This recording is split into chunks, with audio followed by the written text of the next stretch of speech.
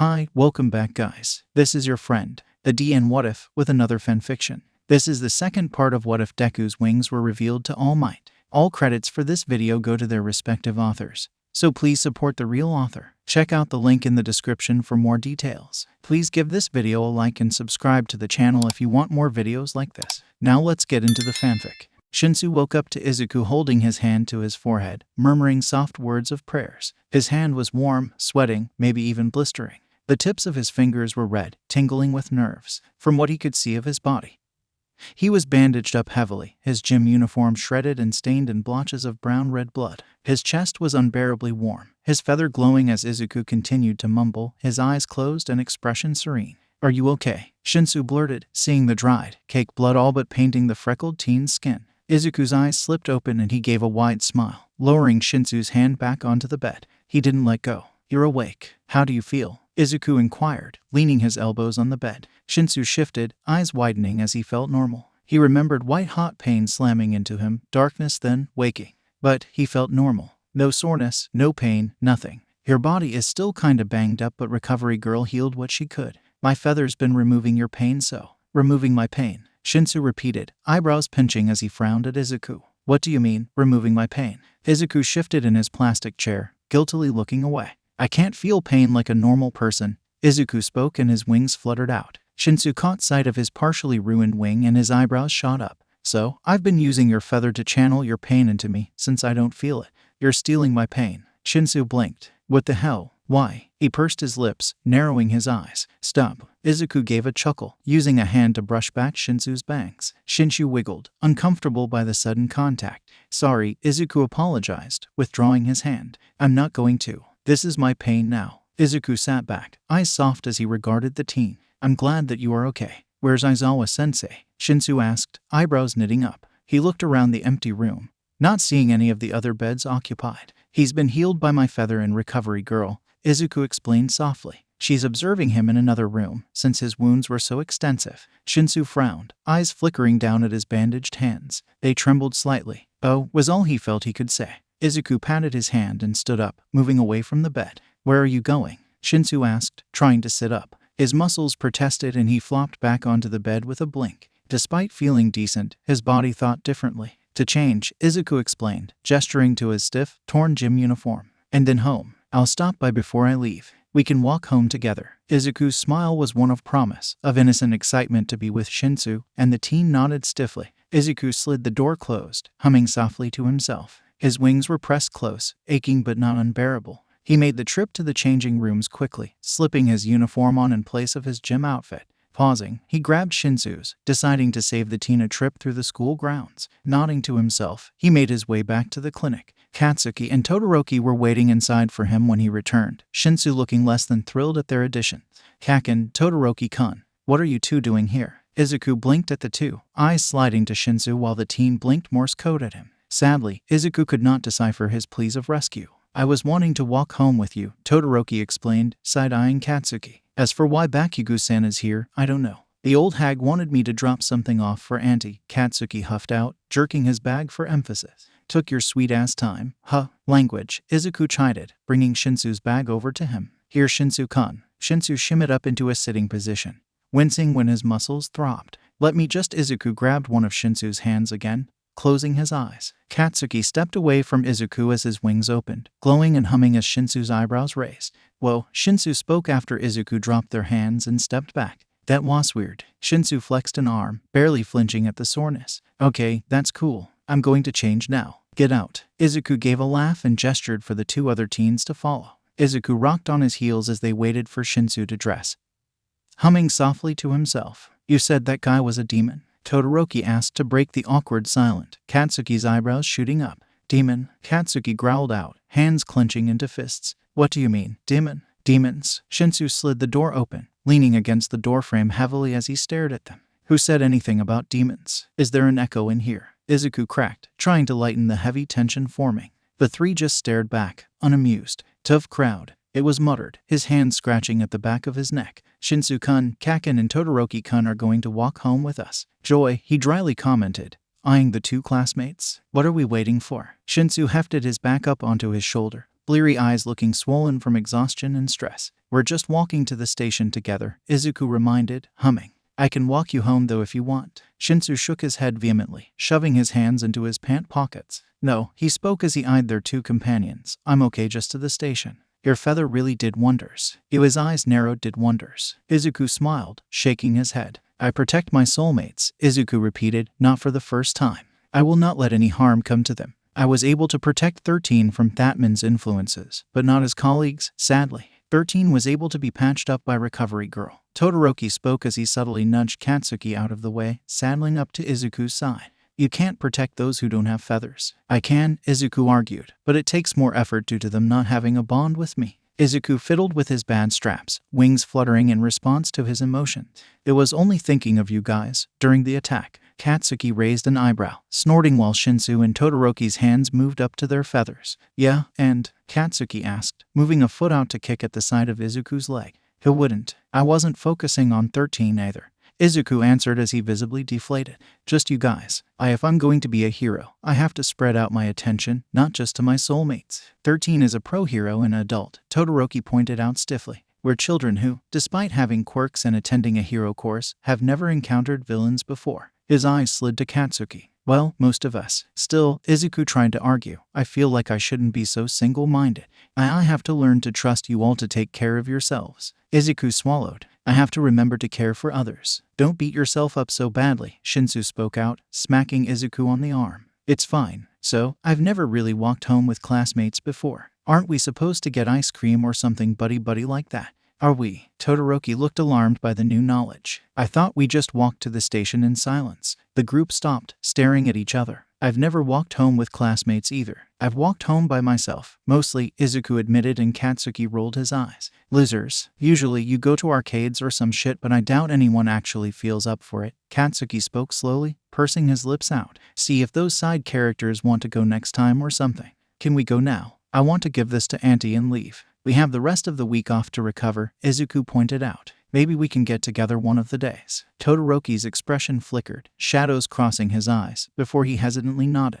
Hey, I won't have anything else to do, Shinsu agreed, and he glanced at Katsuki, who resolutely kept silent.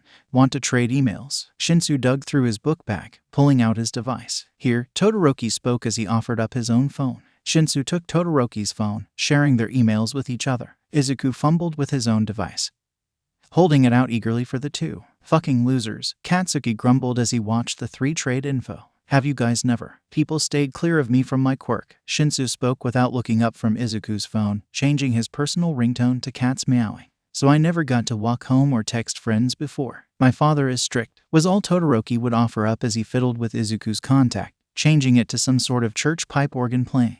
Kaken was my only friend growing up, Izuku declared nonchalantly. I give off an uncomfortable feeling with people usually because of my eyes, so. He shrugged. Losers, Katsuki snorted and kept walking. Izuku smiled faintly, humming at his two new contacts in his phone. The walk to the station was peaceful. Shinsu waved goodbye to the three and boarded his train. Todoroki reluctantly bid it a goodbye, looking like he'd rather eat dirt than leave. Katsuki and Izuku made their way home, the latter of the two still smiling over his two added emails. You are so easy to please, Katsuki grumbled, and Izuku raised an eyebrow at the teen. My precious people want to get closer to me. Why wouldn't I be happy about that? Izuku questioned, smiling widely. Katsuki's nose scrunched up in disgust, his eyes trained stubbornly on the ground ahead of them. You're too attached. You don't know anything about them, Katsuki argued, voice biting. You've only known them for what? Not even a week total. Just because. Kaken, Izuku cut in, frowning. You out of everyone should know how this works. You were my first soulmate, after all. Katsuki snapped his jaw shut, expression darkening. You are the one who's clinging to my feather, you know. You can. Fuck you, Katsuki snarled out, reaching a hand out. Izuku stopped in his tracks as Katsuki grabbed him by the collar, getting in his face. Shut the fuck up. He shoved Izuku away and stomped forward. Izuku brushed at his uniform, trying to smooth out any wrinkles. Kaken, if you keep talking like that, you aren't my mom. Just shut up. No more talking. Katsuki snapped without looking back. Izuku's wings drooped and he followed after the blonde, frowning dejectedly. The rest of the walk was silent. Katsuki tensed as he shoved a box into Inko's arms before hightailing it out of there. Izuku and Inko watched him go. Inko's head tilted to the side while Izuku's wings seemed to droop further down. Yagi-san is here. Inko spoke as she bustled Izuku in. Want to tell me why I felt your soul going crazy today? Izuku shuffled in, slipping his shoes off without any real energy. He stepped into the living room, where Toshinori was awkwardly sipping on some tea. Yagi-san, Izuku greeted and plopped down on the couch opposite him. Hello, Toshinori set his tea down and nodded in greeting. Yagi-san was just explaining to me how villains infiltrated the school grounds, and Ko spoke delicately, settling down next to Izuku. Her eyes traced his wings, frowning. What happened, Izuku? A demon, Izuku whispered, and Toshinori raised an eyebrow while Inko stiffened. Demon, those exist as well. Toshinori looked between the mother and son. Are they dangerous? Yes, Inko spoke, plucking at her shirt hem. Demons devour the souls of sinners. Unlike with the stories and myths, demons tend to leave innocent souls alone unless they are starved. The more corrupt the soul is, the tastier it is for the demon. Inko closed her eyes. This one was weird, though. Izuku spoke up. He was starved. His wings and horns were ruined, too. Like he's never eaten before. He didn't even know what I was. Inko frowned, studying him. I wonder if a human tampered with his memories, she mused softly. Toshinori continued to look between them, still lost. Where do they come from? Aren't demons fallen angels? Toshinori guessed, drawing upon his vague knowledge of angels and demons. Was he originally an angel, then? In a way, yes. You see, how we're angel through our bloodline. There are demons through bloodlines as well. Inko laced her fingers together. Originally, demons were angels who became corrupted, either from killing their precious people or ignoring the other rules set. Rules? Toshinori blinked, frown weighing his face down. Despite the gained color and added weight, he still looked too thin to be healthy, and his eyes were still sunken in. Angels are born knowing the rules presented to us. Humans are of free will. Angels must still listen to what is told. Demons are those who murdered their precious people. Their punishments are becoming demons. Inko sighed softly. Demons and angels have a rather antagonistic relationship. It is in our blood to hate each other, in our blood to fight, to try and make the other cease to exist. When a demon meets a human or another demon and starts families, they can either pass down the demon blood or the angel trait. It's fickle, sad to say. Inko hunched her shoulders up. Usually, unless it's a soulmate, only other celestial beings can see one another. I see. Toshinori reached for his tea. Is that why you seemed hostile towards that villain? Because he was a demon. Izuku shrunk into himself, nodding. Don't worry too much, Inko spoke as she smiled softly. For now, was anyone injured because your other teachers? Izuku nodded, frowning. Shinsu-kun was. I did the best I could with my feather, but still got pretty banged up. Izuku frowned darkly to himself, and Inko hummed, reaching over to ruffle his hair. Well, no need to be sad. Your feather will continue to heal him. I'll get started on dinner. Are you staying, Yagi-san? Inko turned expectantly to Toshinori, who nodded after a moment's pause. Inko got up and bustled into the kitchen, leaving the two. Are your wings okay? Toshinori asked as he eyed how Izuku's wings, while still looking better than before, looked a little worse for wear. Izuku nodded silently, chewing on his bottom lip. I messed up today, Izuku admitted softly, looking down. Toshinori raised an eyebrow, silently encouraging the teen to continue. Today when we were separated, all I could focus on were my precious people. I barely batted an eyelash to 13 being hurt. Midoriya, Toshinori interrupted, eyes wide. You can't possibly be beating yourself over what happened. They were villains, my boy. You are a student, a child. It's a miracle that you all handled yourselves as well as you did, at all. 13 and Aizawa, they are adults, professional heroes. They are trained to handle situations like that. You are not. But, Izuku argued as he leaned forward on the couch, I had my quirk too. Midoriya, Toshinori spoke, tone heavy. No, you children should not have had to be put through that. Like I said, it was a miracle that you all got out of there without any fatalities. Izuku winced at the idea of one of his precious people dying.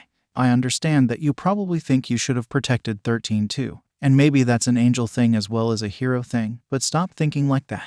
You did well to protect your classmates. I was told it was nothing short of a God-sent miracle that Aizawa and Shinsu didn't die at the hands of that Namu. Toshinori moved, crossing the living room to stand in front of Izuku. He plopped a hand down on those green curls, ruffling his hair. Good job, kid. You're becoming a true hero. That's just too cute. Inko called from the kitchen, and Izuku's wings stretched out, warm and humming as Toshinori sputtered. Unknown contact has added Midoriya Izuku to Class of 1 group chat. Feathers flocked together. Unknown contact. Midoriya-kun, it is Ida Tenya, the class president. I sit diagonal from you in class. I have the glasses. I talked to you today. Unknown contact. Wow, Prez, I doubt Midoriya would forget you. You guys are friends, aren't you? Hey, it's Kaminari. Ida Tenya has been added to your contact list. Kaminari Denki has been added to your contact list. Ida Tenya, I just wanted to make sure in case somehow your Uraka-san gave me the wrong contact info. Kaminari Denki. She literally said this is Deku-kun's info from Todoroki-kun.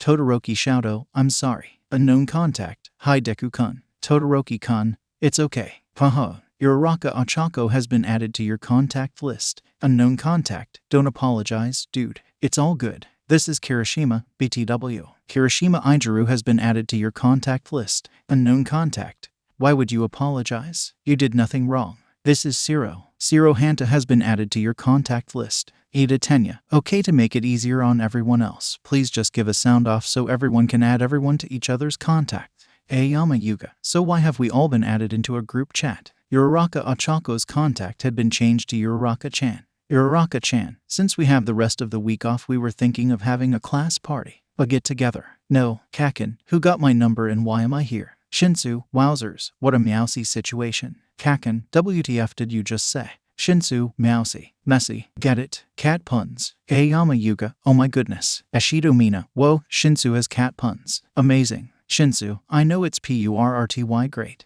Anjuru Meshurao, please stop. You are going to overkill the cat puns. Shinsu, never. Jiru Kyoyuka, so about this get-together. Todoroki Shouto, I am free for whenever. My father is gone on a hero tour and my sister is babysitting my other siblings. I am seriously free to leave my house whenever we have the time scheduled. Yaorazu Momo, I can have my driver drop me off wherever we decide to meet up. Koda Koji, a driver. Asuitsuyu, I'll have to pass. My parents are wanting me to stay home for now and to help watch my siblings. Next time though, Uraraka-chan, Alawadi. Kakin, okay, but seriously, who has my number without me knowing? Sadu Rikadu, I'm sorry, but my parents want me home and resting until we go back to school. Send pics though please. Uraraka-chan, Alawadi.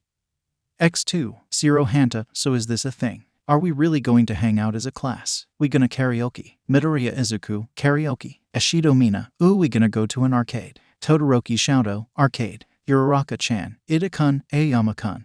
And I were thinking of just going to the Camino Ward and just window shopping. It's a fun way to get to know each other and learn things about one another. Kirishima Ijiru, sounds manly and fun. Count me in. Kaminari Denki, ditto. Shinsu, sweet. I'm game. Where we meeting? I'll need to lock up my bike. Todoroki Shouto, bike. Shinsu, yay. I cycle. I am down the street on my bicycle. Sadu Rikido, why does Shinsu-san seem so much more eccentric through the phone? Shinsu, real life can't mimic emojis or a false sense of happiness like text messages can. Hagakure Toru, wow. Just wow. Shoji Mizo, I'm going to bed. Good night everyone. See you tomorrow. Uraraka-chan, everyone's using such cute emojis. Takoyami Fumikage, as to what time will we embark upon the blinding light of the heated orb in the sky? EIH, Kakin, WTF speak Japanese edgelord macaw. Shoji Mizo, I think he's asking what time do we meet up. Takoyami Fumikage, yes EIH. Uraraka-chan, oh, how about 10 in the morning?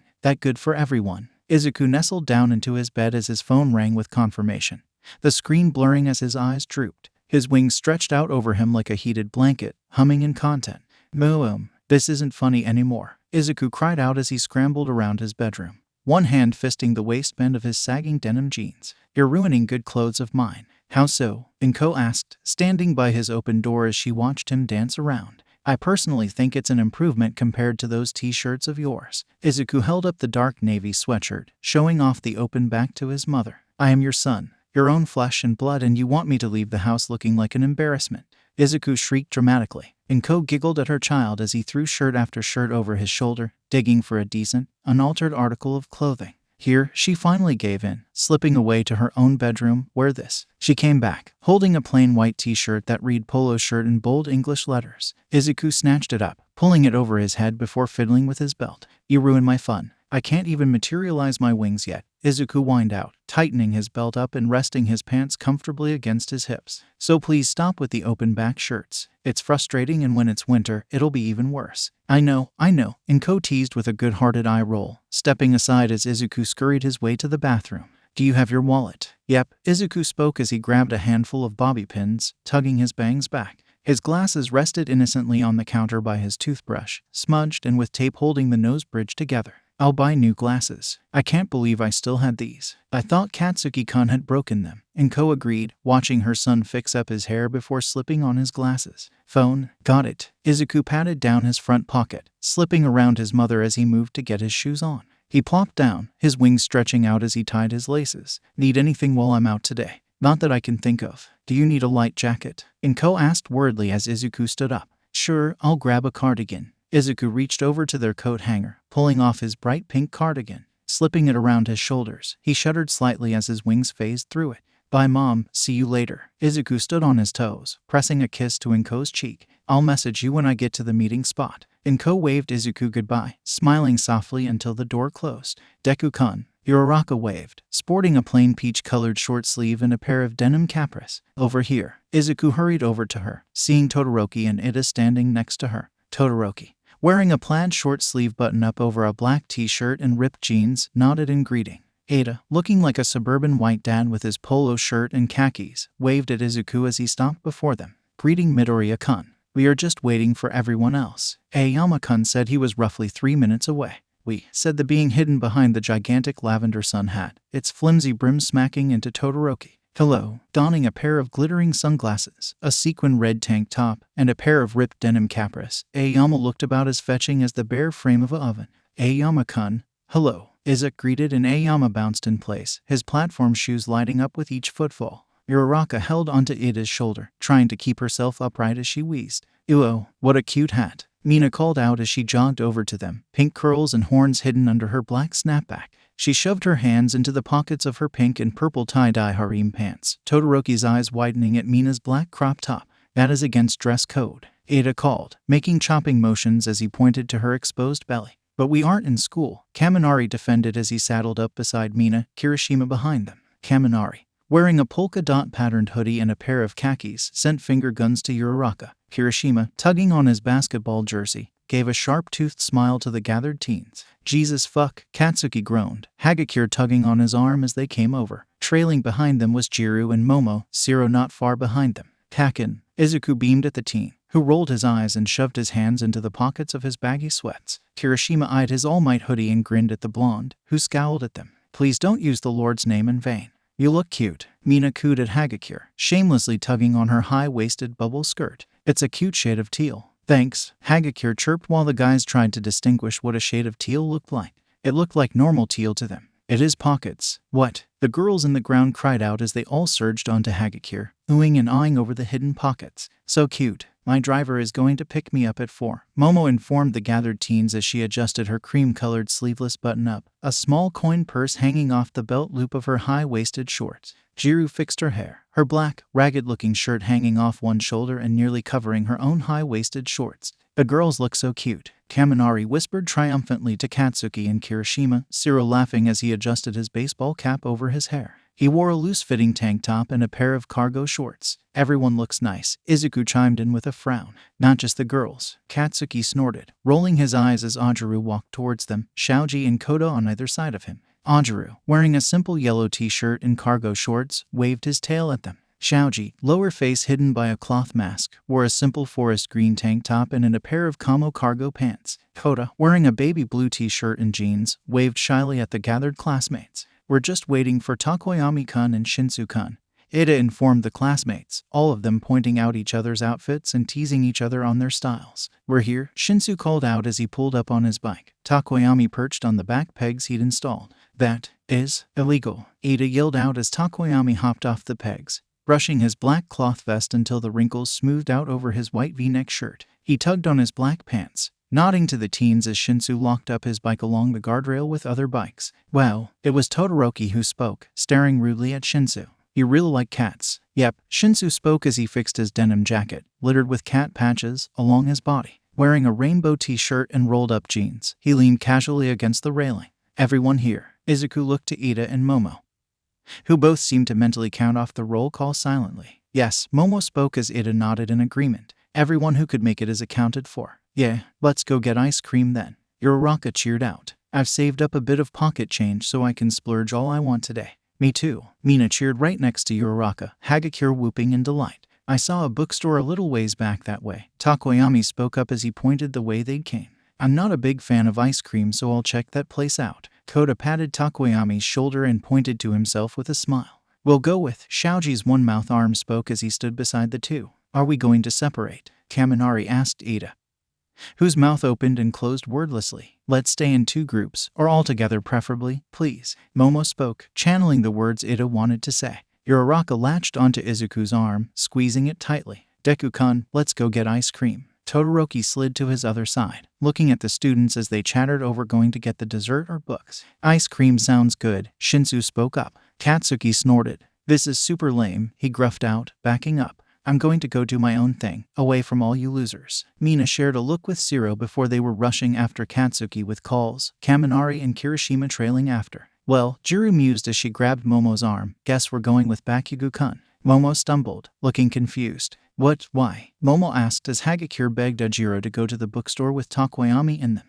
Why do we have to go with Mina-san and the rest? Baka squad, was all Jiro said in answer, tugging the girl after the departing group. The remaining teens blinked as they watched their classmates leave and Ida sighed loudly, pinching the bridge of his nose. Well, guess we're getting ice cream then, Uraraka laughed out, still clinging to Izuku's arm. I thought we were supposed to get to know each other more. Izuku whined softly as they began their path to get the icy treat. What's your favorite food? Aoyama piped up, lagging behind with Shinsu. Shinsu kept glancing at Aoyama's shoes, eyes wide as he tried to discern if they were really light-up platform shoes or if he was just hallucinating from sleep deprivation. Chicken cutlets. Izuku chirped with a smile as he turned to look at the three behind him. Oh, mine's beef stew. It is hearty and packed full of protein and starches. Ida commented. Beef stew. Really? Mine's anything Japanese, especially mochi. So chewy and squishy. Uraraka giggled, cheeks puffing out. Why mochi though? Todoroki whispered as he watched their feet as they moved. My mother used to make me zarusoba when I was younger. He paused, tilting his head back in consideration.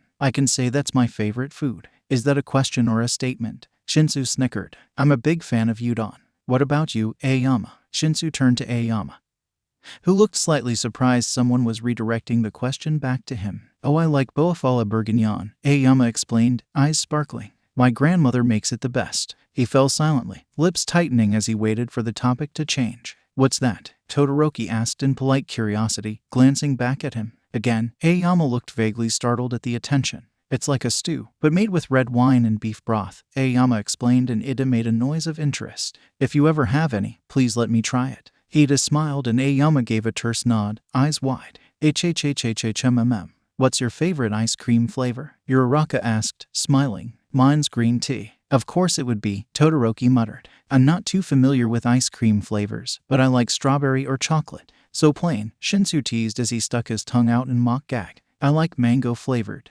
Aoyama's eyebrow raised. Mango, is that good? He asked, genuinely curious. Shinsu nodded while Ida pushed his glasses up. Well, if we go by nutritional values of each ice cream and their flavoring. Izuku listened to his friend's chatter, heart swelling up. In the morning weather, where the heat was only just beginning to simmer against their skins, he felt like he was about to explode. The heat churning underneath his layers of flesh, muscle, and nerves was almost to a boiling point, flushing him like a fever nowhere near its breaking point. He felt the pulses of each of his feathers, pinging like beacons for him to find his precious people. Katsuki's was purring in a smoldering contentedness, bouncing off the energetic energy of the teens with him. Takoyami's group were serene, at peace in the bookstore. Everyone seemed to be enjoying themselves and Izuku couldn't ask for anything more. 2 feathers up ahead drew his attention and Izuku zoned back in just in time to see Toshinori helping Aizawa out of a weapon shop. Uraraka, noticing his distant gaze, followed his line of sight and gasped. Aizawa-sensei, she cried out, effectively drawing everyone else's attention to the mummy-looking man. Are you okay? Her eyes drifted to the skeletal-looking man, inwardly comparing the 2 adults to Halloween attractions. Why are you here? Aizawa's muffled voice questioned. You all should be resting. The school rarely gives students time off, despite you all being attacked by villain. You shouldn't be wasting your precious downtime gallivanting about. Who's this? Todoroki interrupted, eyes sliding over to the skinny man. Ida stepped forward, clearing his throat. Aizawa-sensei, it is a pleasure to see you are all right. We were worried when we were unable to visit you in the medical clinic. I assure you, we are using today as a class bonding exercise. Stronger bonds means potential teams that are more familiar with each other's quirks. Ida nodded to himself. It's just the 6 of you, Aizawa pointed out, turning to Toshinori. Or am I blind? Ah, we separated, Ida admitted with a grimace. Bakugo-kun and Takoyami-kun took the rest of our class on their own ways. I see, Aizawa hummed out. Ah, this is Yagi-san. He's a third-party consultant for UA on affairs concerning All Might. Toshinori jolted at being addressed and bowed, shuffling the bags in his hand awkwardly. Hi, Uraraka chirped while Shinsu and Todoroki just eyed his sunken eyes. Nice to meet you. So do you work for All Might's agency? What affairs? Todoroki asked, side-eyeing Uraraka. Is there something going on with All Might? No, Toshinori chuckled as he waved his free hand. Just dealing with the police and the investigation with the event that happened yesterday. I work alongside All Might, yes. Toshinori beamed at the children. How are you all faring? Pretty good, Shinsu spoke up, eyeing the man with a scrunched expression. So why are you out and about, Aizawa-sensei? For you, Aizawa explained without hesitance, shrugging his shoulder over at the bag Toshinori was carrying. For me, Shinsu blinked stupidly, pointing at himself in case he misheard Aizawa. Why? Toshinori took the hint and pulled out a box from the bag, showing off a collapsible metal staff. You showed potential during the fight against those villains. Once I'm healed up, Aizawa muffled as he bodily shrugged, I'll start training you with a staff. You need some sort of close-range attack or way to defend yourself since your quirk doesn't work well in a physical fight. Ohoho, Aoyama chuckled at the gobsmacked expression on the purple-haired teen's face. You broke him. Shinsu elbowed Aoyama and shuffled forward, reaching for the box. I thank you. Shinsu swallowed, staring down at the staff. Please heal quickly. Aizawa gave a wheeze and Toshinori snorted into his fist. Were you too busy? We were on our way to get ice cream. Uraraka offered and Toshinori reached a hand out, ruffling her hair. She blinked and he backed up, taking back the staff from Shinsu. Sadly, I must be getting your teacher back home soon. Maybe another time. It was nice meeting you all, Toshinori spoke and they left, Izuku's humming lingering in the silence. He seemed familiar, Uraraka mused aloud, touching her head. Don't you think? He does, Eda agreed. Maybe he's been on the news and we've just never noticed him. Aoyama looked after the two adults, eyes narrowing on Toshinori's back. This will bug me, he admitted. He is very familiar. Izuku gave a sheepish giggle, rubbing at his neck. Are we going to get ice cream or not? He asked, and Uraraka's curiosity fell away to her excitement for her treat. Let's go. She tugged on Izuku's arm and the group continued on. They got to the ice cream shop quickly and Izuku held the door open for the group. As he was about to slip in, he bumped shoulders with a girl. Oops, so sorry. The girl apologized, eyes scrunching up as she smiled. I wasn't watching where I was going. Izuku apologized and stepped out of the way for her. She slipped past, smile stretching as Izuku slipped into the shop. She left down the street, humming a hymn under her breath. The weekend passed and Class 1 found themselves back in their desks after a restful few days off. Aizawa slammed the door open, holding a bunch of papers. Good morning, Aizawa greeted as he awkwardly dropped the papers onto the desk with his cast-covered arms. Let's talk about the sports festival. Sports festival. The students cheered. Aizawa sighed and waited for the cheering to settle down. Yeah, sports festival. This year the police presence will be 5 times what it usually is, and the school will be setting up extra precautions to make sure that villains won't even think to crash it. Ooh, many exclaimed and Aizawa waited for them to silence again. You only get 3 chances, make them count. He exhaled and the students all but vibrated in their seats, focused on the upcoming sports festival. Honey, I'm Huom. The front door slammed shut. Dress shoes kicked off. A man all but skidded into the living room and Inko looked up. Isashi, Inko exclaimed, dropping the shirt she had been folding. Isashi, she threw herself at her husband, wings chiming merrily as they tried to blanket the man. He engulfed her into a hug, squeezing tightly as he peppered kisses to her face and hair. My beautiful celestial angel, how are you? Look at you. You haven't aged a day since the last time I saw you. Isashi picked Inko up effortlessly, twirling them around before plopping down onto the couch, keeping her in his lap. Hi gorgeous, you are so silly. Inko giggled, cheeks red like a schoolgirl's in front of her crush. Your hair has more gray in it. She twirled her finger through his salt and pepper curls, fingers trailing down to the various scars and burn marks along his face. Only because I stress when I can't hear your enchanting voice. Hisashi whined out, pressing a kiss to her palm. Molten lava-like eyes burned into Inko's green, the gold in her eyes seeming to intensify the longer they stared at each other. I missed you too, Inko whispered softly, running her fingers over his stubble. Are you going to shave? Hisashi gave a sharp, fanged smile, tiny licks of flames curling in the air as he chuckled. Nah, I'm going to see if I can set my beard on fire and mimic that asshat. Endeavor. Inko rolled her eyes, tugging on what remained of his right ear. Be nice to that man, just because he said you were a 2-bit copy that one time. Inko trailed off, smile wavering. She bumped their foreheads together, fingers tapping at his scattered freckles. His frame, broad and muscular but not overly bulky, easily swallowed her own curved figure, his clothes tight against his body as he hugged her tighter. So, Hisashi whispered, flames fanning Inko's cheeks and chin with a caress reminiscent to a wind's loving kiss. How comes Izutan's feather has been acting up the last couple of months? Oh dear, Inko giggled as she pecked Hisashi's scarred nose tip. You've missed so much. School ended without incident. besides their classroom becoming the main attraction for students to declare their resolve to win. Katsuki handled the crowd, swearing at anyone and everyone who opened their mouths. Kaken language. Izuku reprimanded without any real heat, eyebrows furrowed. He kept glancing over to the windows, lips pursing. "What's up, Deku-kun?" Uraraka asked as she bumped shoulders with the teen. Izuku shook his head, nibbling on his bottom lip. "I think I feel a feather of mine boutique can't be." Izuku's eyes narrowed as he shook his head. "It's nothing. I'm going home by myself today, okay?" Aoyama, mussing up the back of Uraraka's hair, nodded in understanding while Todoroki's shoulders slumped.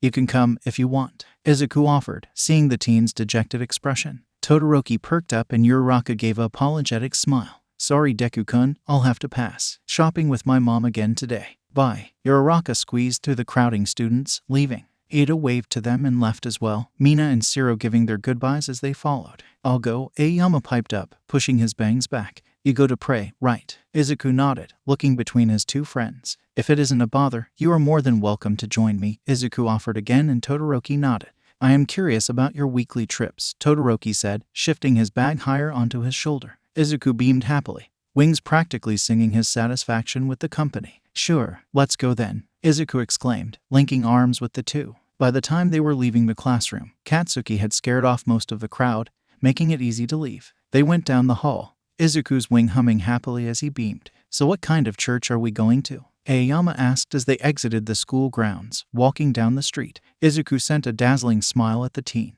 "You'll see. Oh, they'll be so excited, I can't wait." "Who?" Todoroki blinked but Izuku just tugged them harder down the street, heading for the bus stop. The shrine was old, forgotten on the outskirts of the city. Vines wrapped around the stone torii gate at the bottom of the cracked, moss-covered steps. Leaves and shrubbery littered the steps as they ascended.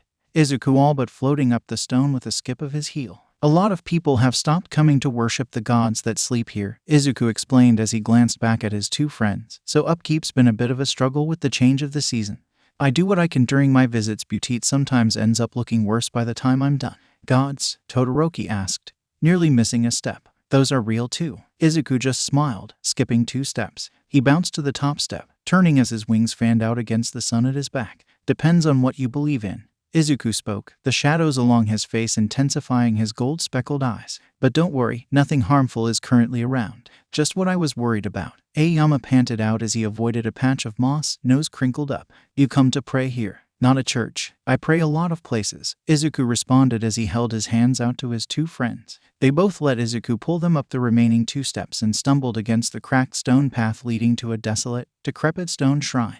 The shrine, small in size, was a tiny little hut compared to the shrines the two had seen in more populated areas of worship. The clay shingles of the roof were chipped or missing altogether. One of the wooden panels of the wall caved in. 2 stone lanterns were toppled over, crumbled into pieces across the stone pathway. Todoroki and Aoyama hung back as Izuku clapped his hands and bowed his head, his wings stretching out. They hummed, glowing faintly as his lips moved silently in a mute prayer. Aoyama and Todoroki shared looks before saddling up beside Izuku, bowing their own heads. Izuku opened his eyes, the skin of his eyelids crinkling up as he smiled at his two friends. "You two are very kind," Izuku whispered after they'd finished praying. "The gods will be happy to hear your words." "Do you believe in them?" Todoroki asked as Aoyama's lips tugged into a frown, looking at a patch of weeds. "Do you talk to them?" Aoyama asked instead, walking over to the weeds. He crouched down, staring at them. Izuku bent down across from him, grabbing at the weeds without any hesitation.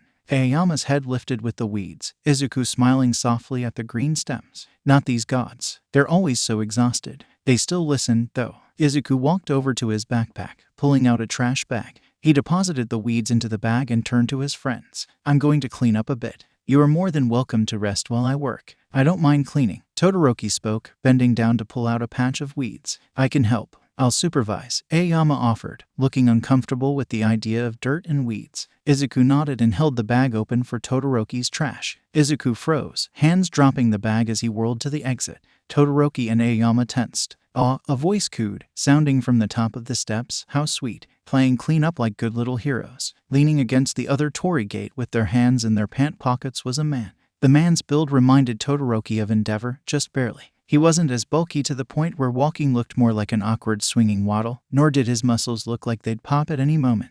The man was muscular, like a swimmer, like Zac Efron from Baywatch, which would make Endeavor the Rock, which was a mental image Todoroki didn't want altogether. His black hair was peppered with white streaks, curled at the top and nearly shaved bare as it trickled to the base of his neck. His right ear was all but missing, looking like a machete had hacked into the side of his head, taking the upper part of his ear and leaving a scarred stretch of skin near his temple. Burn marks and scars, long and short, littered his freckled face, trailing into the black scruff outlining his jawline and chin. It was his eyes, however, that entrapped Todoroki. They burned like molten lava bubbling out after a deafening explosion, searing and intense as they bore into the teeth. They were narrowed, like how a dragon's was depicted, sharp and studious and dangerous, unlike Izuku's, which pinned you in place with an invisible force unfathomable to their mortal minds. These eyes burned them in place like a scorching heat that suffocated you and stole away your thoughts and reason to continue living. Todoroki was reminded of his father, smoldering and simpering, towering over them with a heat boiling through his veins and simmering under his flesh, and took a step back. Izuku touched his arm gently, eyes unmoving from the man leaning against the torii pillar, and squeezed. Safe. He was safe. This was not his father. The heat was not to burn him, to punish him. He was safe. I heard you itsy-bitsy children encountered some big old baddies the other day. The man spoke, smoke curling in the air as it left his tongue. Think you little babies are able to handle the big boys now? The man straightened, letting his hands fall out of his jean pockets. Todoroki's eyes trailed to the metal mask resting against the man's collarbone, eyes dark as he shifted closer to Izuku. The man seemed to control fire, if the tiny wisps leaving his mouth were anything to go by. Todoroki was sure he could contain him with his eyes, maybe even use his fire for a split second if he had to. This man screamed danger, smelt of smoke and destruction, like the shroud of death clung to his ruined skin. Who are you? Aoyama demanded, shifting slightly in front of Izuku. His voice is sharp, face unreadable. His two classmates were guarded, muscles taut and bodies ready to spring into action. Of course, that was until Izuku all but shoved past them, wings humming unbelievably loud. Dad! Izuku shrieked in joy as he crashed into the man, who let out a whoosh of air. The man gave a hooting laugh, sparks licking at his tongue as he picked Izuku up and spun, Izuku's wings flapping excitedly. You're home. Look at those wings. Hisashi cooed out, setting Izuku down. He stroked a hand over the top of Izuku's wings, eyes wide. They were tiny little things the last time I saw you. What happened to my tiny green bean? Izuku giggled as he burrowed into Hisashi's chest, squeezing tightly. This is your father? Aoyama questioned, eyes blank. He did a once-over of Hisashi. Your father. He sounded as if he didn't know what else to say. Looking between the physical embodiment of Sun and the man who looked like he'd crawled out of a war-ragged apocalyptic nightmare, he couldn't really draw the similarities. Yes, Izuku answered in his own question, confused as his friends just continued to stare.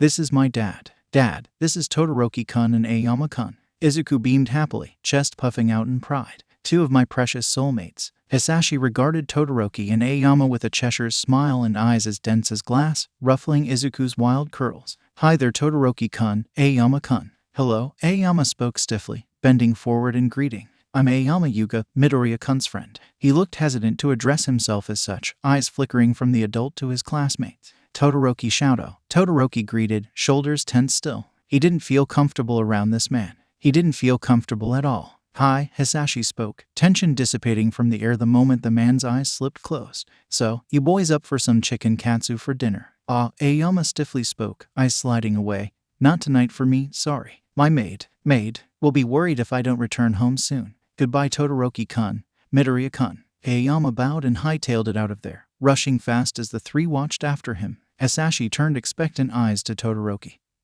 who blinked blankly at the adult. Let me ask my sister. Todoroki relented and pulled out his cell phone, ignoring Hisashi's soft question of not parent. Todoroki stepped away from the two, listening to the dial tone. With a sigh, it clicked, signaling his call was being answered. Fayumi ni Sam. I Natsuo ni Isama. Todoroki blinked. Why are you answering her phone? Is she okay? Todoroki turned his body away from the two sets of eyes silently observing him, one curious while the other one deeply concerned.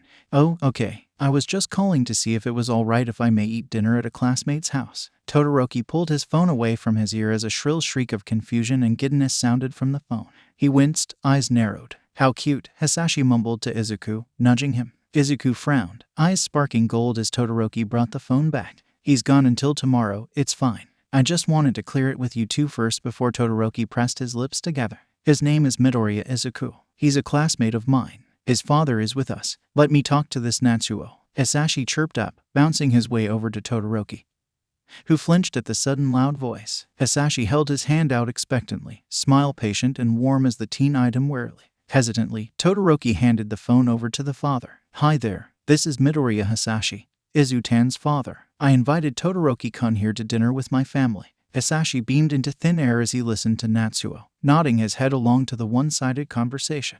Oh sure, no problem at all. He looks about my son's size. What? Todoroki piped up. Yeah, does he need anything? I'd be more than happy to stop by and grab it. Actually, what are you and your sister doing tonight? Hisashi's smile seemed to widen. Great, come on over. We'll have more than enough food. I'll text you the address. Okay, see you then. Bye-bye. Hisashi ended the call, turning back to a wide-eyed Todoroki and an absolutely glowing Izuku. SLEPOVER. Izuku shrieked, wings flapping haphazardly as he bounced up and down. Todoroki looked like his mind had crashed like a computer, trying to reboot itself with little success. He'd blue-screened, crashed and burned and beaten with a baseball bat in the middle of a field by overly stressed salesmen. I am sorry. Why my siblings are coming to your house for dinner. Todoroki choked on the words, eyebrows scrunched up. His posture was coiled, uncertain and anxious as Hisashi nodded. Yep, he popped the P, so let's go. Todoroki's movements were jerky as Hisashi manhandled him, nudging him down the steps of the shrine. Izuku followed at a slower pace, smile soft as his wings hummed. Hisashi eyed Todoroki, being subtle in his mental cataloging. The teen flinched at raised voices, seemed to become tense and closed off to authority figures, and was overall emotionally stunted if Hisashi had something to say about it, not to mention the burn scar on his face. He'd seen his fair share of scars, burn or otherwise. The child had an aversion to fire, if his reaction to Hisashi was anything to go by. He was wary of the adult, looking at him like he was a foul villain about to murder everyone he held dear. Even with encountering villains within the month, no child should look like they were about to be faced with their death. Hisashi knew Todoroki's father. More accurately, he knew how he was, how he behaved, in and out of public. Todoroki Natsuo was protectively, almost to the point where it'd be weird. There was no bullshit in their conversation, and only after Hisashi seemed to prove himself, Natsuo asked if his little brother could sleep over. He'd sounded tentative, hesitant but desperate. If Hisashi hadn't heard a girl's soft voice whisper, he said he was on his way home. He'd have thought it was because Todoroki didn't have many friends and his family was eager to broaden his social circle. But Hisashi knew better. The walk back to the apartment complex was silent, Todoroki's mismatched eyes burning into Hisashi's back as Izuku hummed softly to himself. His son wasn't one to force people to converse, having sensed the tension in his classmates' form. No doubt he was feeling his emotions through the feather he no doubt had on him, as Izuku was adamant about his soulmates carries their feathers on their persons at all times. We're home, Hisashi called out as he held the door open for Todoroki and his son, the former's eyes drinking in the small apartment entrance. Welcome home, Inko called as she fluttered in, smiled gentle the moment she met eyes with Todoroki. Hello, you must be Todoroki-kun. Oh, what a pure soul you have. Todoroki stood stiff as Inko came forward, hands outreached to do something. Todoroki shrunk back, bumping into Izuku as Inko stilled, smile faltering. Though, where are my manners? I'm Midoriya Inko. I'm just like Izuku-kun. Inko spoke as she wiped her hands on her flower-coated apron, turning to Hisashi. He swooped down, planting a kiss against her forehead, before slipping his shoes off. I'm Todoroki Shadow, Todoroki introduced, bowing a perfect 90-degree angle to the woman. His lips were white from pressing them firmly together. His eyes squinted as he straightened back up. His voice was choppy, cracked from nerves of having to deal with another adult. Unlike Hisashi,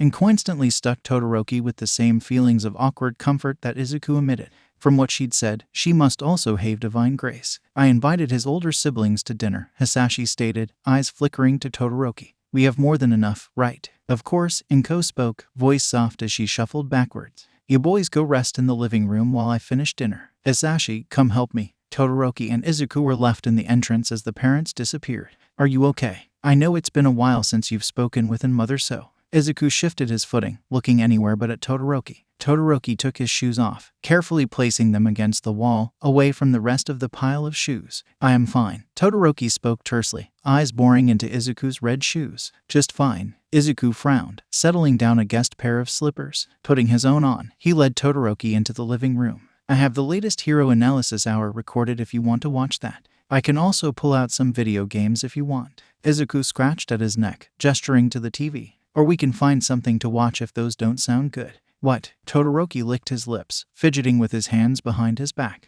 What video games? Izuku shuffled over to the cases, pulling out a few to show to Todoroki. All of them were All Might games, some ranging from the Hero Brawl series to the Adventures of All Might one-player games. Todoroki stared. We can watch TV, Todoroki concluded, having never played video games before. Izuku flushed and nodded, switching the TV on into a random channel. It was some drama, Todoroki tuning it out as Izuku motioned for him to sit down. He did so hesitantly, sinking into the cushions. Ash heard the bustling of the kitchen in the background. Izuku settled down next to him, their knees bumping as Izuku shifted against the couch. So this show is based around some of the heroes and villains publicly known. Izuku chattered as Todoroki's vision blurred, his mind drifting away as the atmosphere of the house began to slowly blanket him. It's about this vigilante who wants to be a hero and falls in love with this villain. The Midoriya house smelt like cinnamon and spiced apples, a weird scent that made perfect sense the longer he sat there, basking in the aroma. The air was smoldering, but in a comforting way, not like the heat that radiated throughout every corner of his compound. It reminded him of the earlier days when he was a toddler, when his father hadn't yet started his training. It reminded him of the winter days when his mother would spread warmth throughout the entire area, lighting up the hallways and chasing away the shadows. It reminded Todoroki of what a home was supposed to be, not what he'd grown accustomed to associating with the word. The longer he sat there, the more at peace he felt. His feather thrummed against his being, lulling him like a lullaby. Izuku had fallen silent, humming quietly as the noise of the TV droned on. Todoroki's eyelids drooped, weighing down with each passing tick of the clock behind them. He hadn't felt this calm and comfortable since he couldn't remember. Izuku's eyes drifted away from the TV as Todoroki slumped against his shoulder, eyes closed and breathing deepening. He smiled, letting his feathers sing a soothing hymn of safety. "What's that?" Shadow asked, squishing his face against the glass pane of the main room. Behind him, his brothers and sister were giggling and laughing at each other as they scribbled crayons to paper. It was one of the good days. Their father gone on a conference that'd take him away for at least 3 days. Until then, they were free to enjoy the peace before the storm. "What's what, young master?" one of the maids asked, wrinkles pulling their narrowed eyes taut as they leaned towards the window. Her eyes landed on the sakura tree blooming on the outskirts of the compound grounds, just right outside the fence encasing their property. "Oh, that is a sakura tree." "Sakura," Natsuo piped up from behind them, and Shadow giggled as he was squished further against the glass as his brother pushed against him. "Ew, look, it's blooming." I see. Todoroki Ray agreed softly, gently lifting Natsuo up and away from Shadow. She settled against the window, letting her sons crawl over her lap to peer out. Fayumi shyly crawled into her mother's lap, leaning against the armrest to look. "Come here, sweetie." Ray beckoned to her other son, easily fitting him against her side as he came over. "It's pretty," he mumbled softly, hugging Shadow tightly as he looked at the tree. "How comes we never noticed it before?" "Sakura trees bloom for a short period of time and then they die," the maid answered, smiling at the family. The children peered up at her curiously while Ray soothed a hand through Fayumi's two-tone locks. "They represent renewal and how short life is." "Oh," Shadow blinked as he squirmed, chubby little fingers pressing against the glass. "That's sad." "It's life," Ray comforted, reaching over to ruffle his hair. "Now, who wants to help me make some cookies?" "Me," Natsuo shrieked, all but tumbling off the ledge of the windowsill to rush to the kitchen. "I want to help." Ray laughed loudly as she set Fayumi gently down, Shadow's eyes zeroing in on the fading bruises against her arms. "Young master," the maid questioned softly as Shadow was left by himself, his siblings having followed after their mother like ducklings.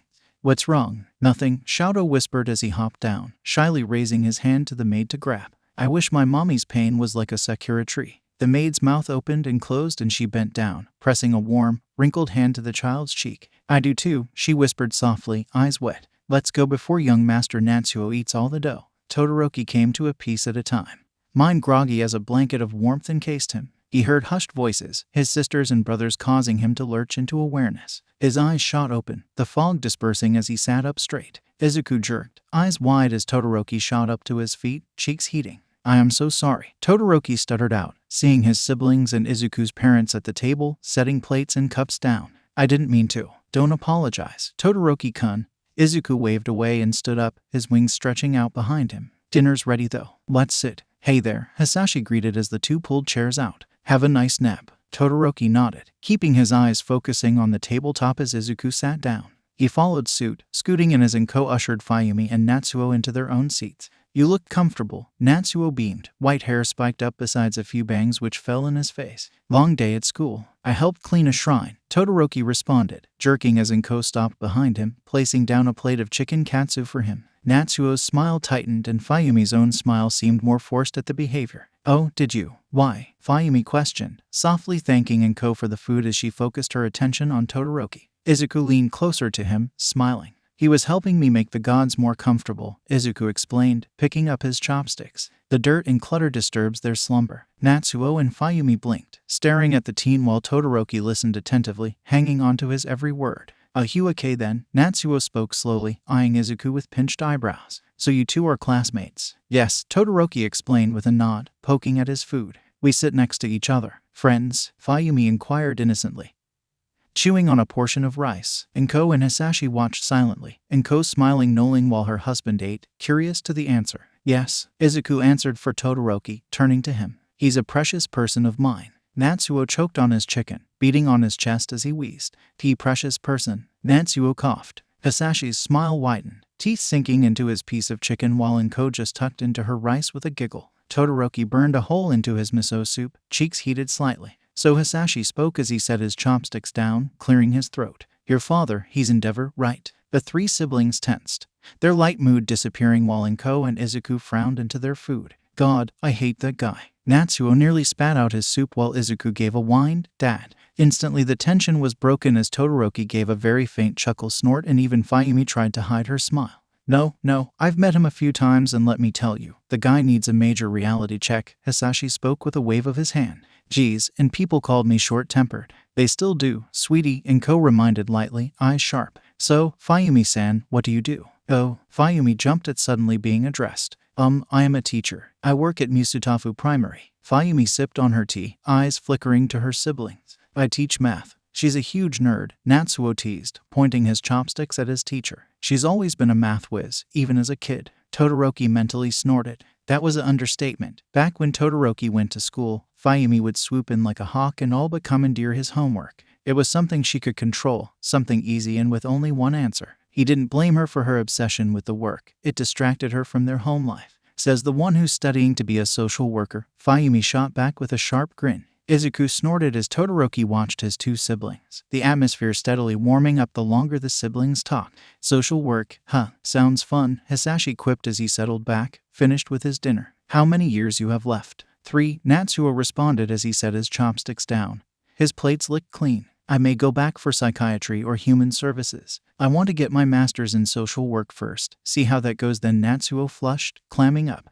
Sorry for rambling. No, please speak as much as you want. I'm interested. Enko piped up, smiling encouragingly to the man. So, one's a teacher, the other's going into social work, and the other is a hero. How determined. Your mother must be proud. Izuku's head snapped up, locking eyes with his mother. Enko's smile fell. She is, Fayumi spoke, collecting her dishes together. Shadow here hasn't seen her in a while, but Natsuo and I make sure to give her the weekly updates. She smiled tightly, eyes flickering to her two brothers. Her phone vibrated and Fayumi frowned deeply, checking the screen. Shadow, you're spending the night, right? Fayumi asked, looking up at Todoroki. He nodded, eyebrows furrowing as she scooted back from the table. Good. Come on, Natsuo. He just messaged me, asking where we were. No dessert. Natsuo whined half-heartedly, collecting his own dishes. He turned to the couple, smiling. Thanks for having us over. It was delicious. Fayumi can't cook worth shhhh. He glanced at the teens, so this was a nice change. Remember who's cooking breakfast for you tomorrow. Fayumi snipped and smiled icily as Natsuo froze, dishes clinking in his grip. I'll get those. Izuku spoke as he stood, taking their dirty dishes. It was nice meeting you. Fayumi and Natsuo smiled at the teen, walking around the table to hug Todoroki quickly. I'll walk you two home, Hisashi offered, standing up as well. He kissed Enko's head and followed the two out, leaving Todoroki, Izuku, and Enko alone in silence. So Todoroki-kun. Enko spoke as she finally finished with her food, looking up at the teen with kind eyes. How do you feel about tiramisu? Okay class, pair up, the teacher called, shuffling through their stack of papers. I need everyone to be in groups of 3. The sound of chairs scraping against the tiled floor filled the classroom, students bursting into chatter as the teacher just sighed. Izuku sat still, idly doodling scribbles of straight lines and curved squiggles in the margin of his notebook. No one moved towards him. No one glanced at him. No one made any motion of engaging Izuku. Someone group with Midoriya, the teacher called. Seeing the wide berth the students gave the curly-haired teen. Katsuki sneered, grouped with 2 of his lackeys. Others glanced at him, faces shadowed and closed off as Izuku finally looked up from his notebook. But sensei, why should any of us be with Midoriya? He's quirkless and weird. A girl called out, snickering when others burst out laughing. Gold-speckled eyes swept over them, boring into their souls. Katsuki was the only one who stiffened, feeling his feather shudder in response to its owner's turmoiled emotion. I can work by myself, Izuku offered, wings tucked up tight and small against his uniform. His voice was soft, empty of any of the emotions his feather was emitting to Katsuki. It's fine, sensei, the teacher sighed, acting as if it were a huge inconvenience for the man. Fine, whatever. Be alone, Midoriya. Izuku went back to doodling in his notebook, drowning out the faint snickers and whispers. You know, you're always going to be alone if you act like this, Midoriya. I'm patient, Izuku countered, smiling as if he held a precious secret. But thank you for your concern, sensei. Izuku made eye contact with his teacher, lens slipping down the bridge of his nose. His teacher broke away, swallowing thickly. Katsuki scowled low in his throat. That evening, Katsuki found their teacher on his knees, groveling for forgiveness to a glowing golden-eyed Izuku. Thin ribbons of sunlight streamed in through the cracks of the blinds, hitting Todoroki right in the eyes. He scrunched up his face, turning sideways as he threw an arm over his face. He huffed, burrowing into the futon, inhaling deeply the smells of spices and laundry detergent. Please guide me on my path, and show me the answers to my questions. Please protect my loved ones and myself from the demons who haunt this earth and the darkness in everyone's hearts. Todoroki cracked an eye open, tears forming instinctively as sunlight momentarily blinded him. Knelt down on the floor with his elbows braced on the edge of his bed was Izuku, his wings stretched out like an umbrella as sunlight filtered through them. A prism of lights the color of rainbows danced across the room, creating intricate patterns along the walls and posters of All Might that bore into Todoroki's soul. He rolled onto his stomach, staring up at the wings that blocked his view of the ceiling. Without really thinking, he reached up, fingers grasping thin air inches from the longest bottom feathers. He puffed out a yawn, nose crinkling up as Izuku finished his prayer. Morning, Izuku greeted softly in a whisper, turning to Todoroki with a smile that rivaled the sun. How did you sleep? Well, Todoroki responded honestly, sitting up. He brushed his fingers against Izuku's feathers and they glowed. Thank you for having me over. I still don't believe you should live there. Why doesn't your family move out? Izuku questioned, turning back to face his bed. Todoroki stood from the futon, crouching to fold it up. That man wouldn't permit it. As of right now, he controls my sister's source of income. Her paychecks go straight to him. Natsuo Nai's paychecks are the same. The manager at his coffee shop personally gives Endeavor his money. They have nowhere to go. Todoroki's hands shook as he carefully folded the blankets. Mother's side disowned her from the marriage, and we don't have anyone on our father's side that'd take us in it. His voice cracked and he settled down, breathing softly. You can stay here. He won't know where to look and my parents are more than prepared to protect you and your siblings. Izuku challenged, frowning as he whirled on Todoroki. He shook his head, giving a mockery of a smile. It's fine. His voice fell flat. It's fine. In his mind, memories of bruises and spilt blood blossomed like cherry blossoms in the beginning of spring, vibrant and breathtaking in all the wrong ways. Dragoon, the mechanical voice on the other end of the voice gritted out. Why didn't you tell us you had taken a personal leave? Whoops, Hisashi chirped as he brushed his fingers through Inko's messy locks. Her face snuggled against his chest. Her soft snores brought a cheesy smile to his lips. I must have forgotten to mention it. Sorry, Asai answered him, sounding put up and entirely expecting of his response. When can we expect you back? 2 weeks. 3. There's been some movement with the Japanese villains. They've formed a league of sorts. Hisashi craned his neck, peppering kisses to Inko's temple. They attacked my child. It's become my business. God help them, the person snorted out. Just remember, your collar is slacked, not removed. Step out of place and I'll be put back on the choker. I got it. Hisashi rolled his eyes, stretched out. His hand ran down Inko's wing base, humming. Don't worry, I'll be atoning while I'm with my family. Sleepy golden eyes fluttered open and Hisashi's breath was stolen as he stared into those molten eyes that held the secrets of the universe, drowning out the voice in his ear. Inko reached up and groggily closed his cell phone, nuzzling into his neck. Do you need a confession? Inko asked, plucking at his tank top. Oh angel, Hisashi sighed as his eyes drooped half-lidded in barely concealed pain. I have so many sins to confess to. But first Hisashi produced 2 laminated badges, making Inko reel back as she tried to blink her vision focused. I got us passes to the UA Sports Festival, front row seats. Baby, Hisashi. Inko attacked him with kisses and hums of her wings. The air buzzed with electricity. Izuku crouched near the corner of the room. He was hunched over his clasped hands, softly murmuring to himself. Uraraka and Ida were seated against the wall besides him, Todoroki and Aoyama talking idly to Shinsu. Katsuki sat with his feet kicked up on the table in the waiting room. Kaminari and Kirishima chattering with Mina and Hagakure to distract themselves from their nerves. You ready? Uraraka gulped, looking determined but sick to her stomach at the same time. I'm ready. I'm pumped. You look ready to puke, Todoroki bluntly stated, turning back to Aoyama who was trying to describe the different textures of cheeses. Thanks, she dryly choked out, eyes dead as she observed the boys. Ada pushed up his glasses and breathed in deeply. Izuku looked up, finished with his prayer. He smiled at them in encouragement and the class felt their feathers heat up in comfort. Let's give it our all, Izuku cheered out. Plus ultra. They were curled up on the ground, knees bent under them as they tried to hold themselves up with their elbows. Their fingers were tangled in their hair, giving the illusions of tiny glistening halos around their digits as they ripped strand after strand out. Their opposite hand was dug into the earth, nails cracked and leaking blood steadily. Gold eyes burned under the casted shadows of their bent head. Pupils nearly slits as they listened to the hushed, worried whispers around them. Their back pulsated, the deafening sound of tearing flesh and cracking bones filling the air. A few inches from their bloody hand laid their instrument, whining pathetically as the bronze metal bent and caved into itself. This is how you love. They spat, globs of blood trickling down their chin. Their back arched as their wings were yanked, the sounds of cartilage snapping drowned out by their howls of pain. White-hot fire laced down their spine, their eyes rolling for a moment as black spots danced across their vision. This is how you cherish. Their instrument gave a cried wheeze as it was twisted by invisible hands, morphed into a tiny little sharp shard. Fanged teeth bit into their bottom lip as they reached out, grabbing what remained of their companion.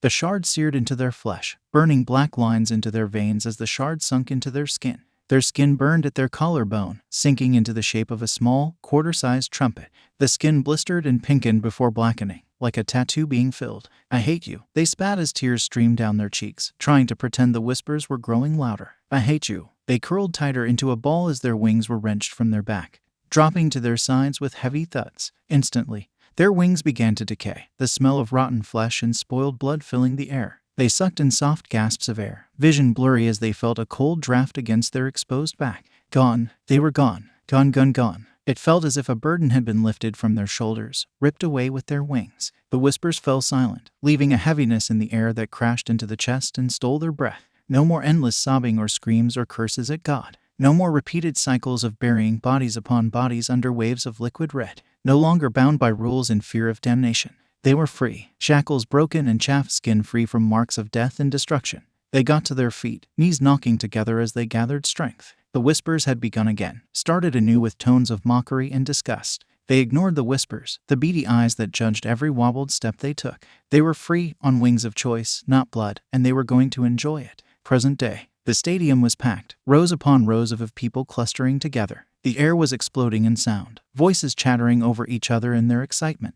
Inko looked around, wings tucked tight against her back as she took in the array of souls around her. Hisashi was a comforting presence beside her, a black stain against the sea of vibrant rainbow. She drew closer to him, basking in the stench of his piled sins as he chatted animatedly to her. Now they aren't anything special, he was saying as she turned back to him, their hands linked together and bodies drifting through the crowd of people. I mean, it's front row, but it's not like it's front row. I could only pull so many strings. Who'd you blackmail for them? Inko teased, only half joking. She knew her husband's ways. Hisashi smiled cheekily, turning his head away as he surveyed the crowd. Are these things always so packed? He asked instead, humming to himself as Inko squeezed his hand in response. I hope I can get us some snacks. I don't think they sell snacks. Inko blinked, pursing her lips out. Who are you looking for? She narrowed her eyes. Hisashi, I swear to all that is holy if you are looking for a fight. Of course not, my sweet angel. Hisashi gasped dramatically as they walked past some heroes, a few of them glancing at the couple. One of them openly gawked at Hisashi. Why would I ever do that? Don't make me regret coming, she threatened, and he smiled tightly, giving a wave over his shoulder at the hero who had spotted him.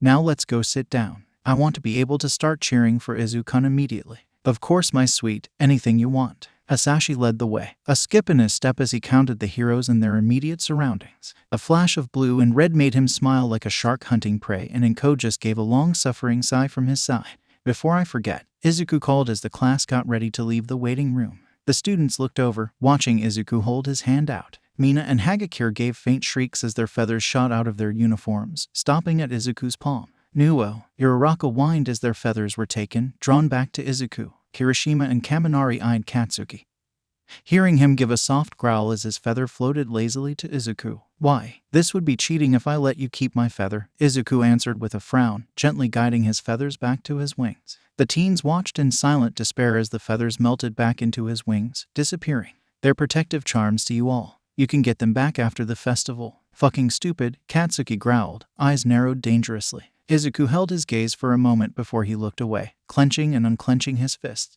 You'll get them back. I'm not expecting you all to be put into life-threatening situations during this. Izuku frowned. So, no cheats. You'd agree, right, Ida-kun? Ada nodded, looking pleased with Izuku's thoughtfulness and fair play. Midoriya-kun is right. We'd be playing at an unfair advantage. That doesn't sit well with me, Ada spoke with a proud smile. I wish all of us the best of luck. Good luck to everyone, Momo called out with a determined smile. We can do this. I don't know if I can, Hagakure whined, her floating gloves hands clinging to Tsuyu's arm. I feel like this isn't going to be the best event for me. Same, Shinsu yawned, rubbing at his face. But we gotta try. We're in heroics for a reason. Because Midoriya-kun banished someone to the void. Mina chirped as they began to file out of the room. That's why I was transferred, Shinsu gruffed. Izuku flushed and gave a nervous laugh. We don't like to talk about Mineta-san, Takoyami spoke from between Sadu and Shaoji. His less than savory private habits were not enjoyable to hear in our classroom. He was a huge perv, Jiru explained at Shinsu's blank expression. So we're glad to have you, Eggplant. Eggplant? Shinsu questioned, tugging on a lock of his hair. No. How about Lilac? Or Taro? Or Murasaki is it? Zero snickered and Mina gave a high-pitched cackle as they stepped out onto the field. Around them, other students grumbled and glared at their cheerful chatter. Uraraka and Aoyama flanked Izuku, Aoyama's hand wandering to his stomach as his skin paled slightly. Whoa, Uraraka wheezed out as Hagakure bumped into her, too busy gawking at their audience to pay attention to her classmate in front of her. There are so many people.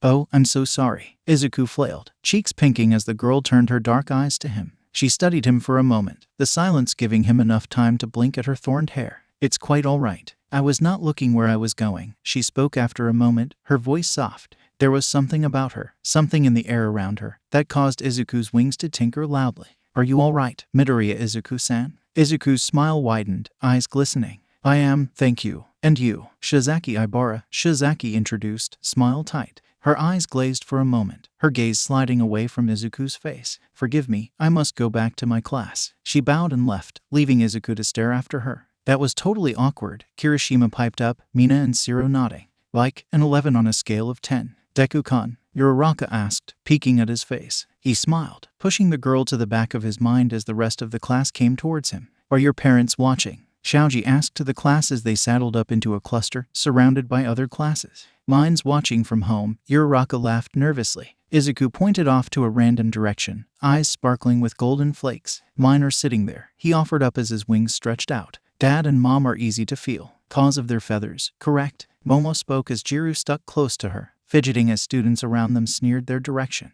That, Izuku's eyes crinkled up as he smiled.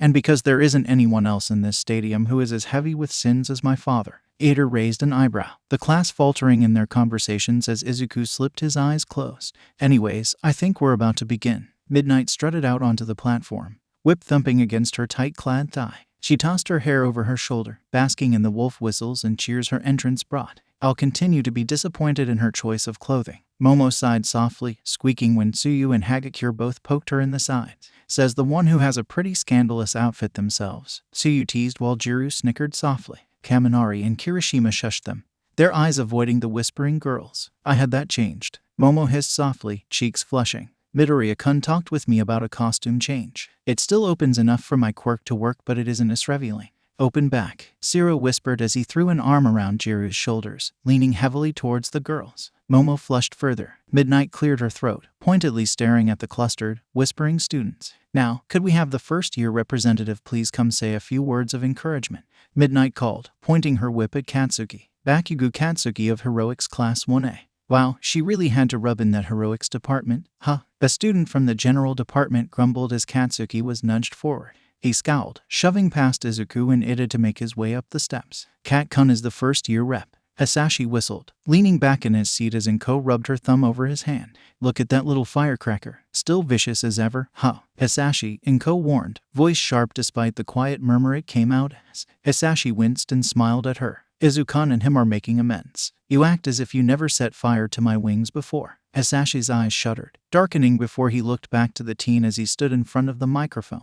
That was years ago, he mumbled, deflating. After a moment of silence, he tapped his chin. Hey sweetie, why does our son have an open back on his jersey? Aesthetic. Inko hummed and smiled when Katsuki spoke. I'm going to be first, so you pissants can just give up now, Katsuki declared. Silence met his announcement as everyone tried to process what he'd just said. Then, oh, it's on. Various students screeched throughout the mass of teens, the tension in the air thickening.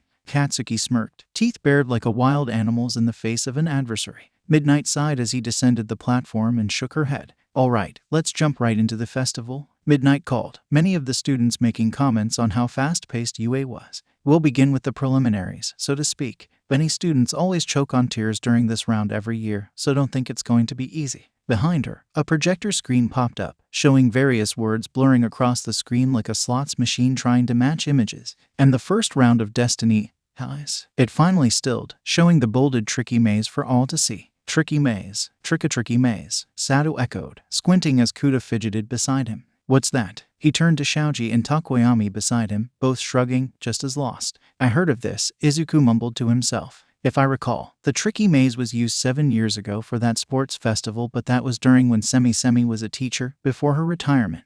They used her quirk to control metal to make a floating, obstacle-like moving ball of metal that also acted as a maze. But how would they try to mimic that when? You're muttering, Katsuki hissed as he kicked at the back of Izuku's knees. Izuku gave a whine as he crumpled forward, falling into Shinsu. Shinsu steadied him with an amused snort. Ahem. Midnight straightened up before she pointed dramatically at the students. You 11 first-year classes will all go against each other during this event. For those of you who have heard of the tricky maze, this is a new and improved version. She threw her arms out to the side just as Cementos clambered onto the platform. Cementos has proven to be amazing as always and had volunteered to make the Tricky Maze 2.0.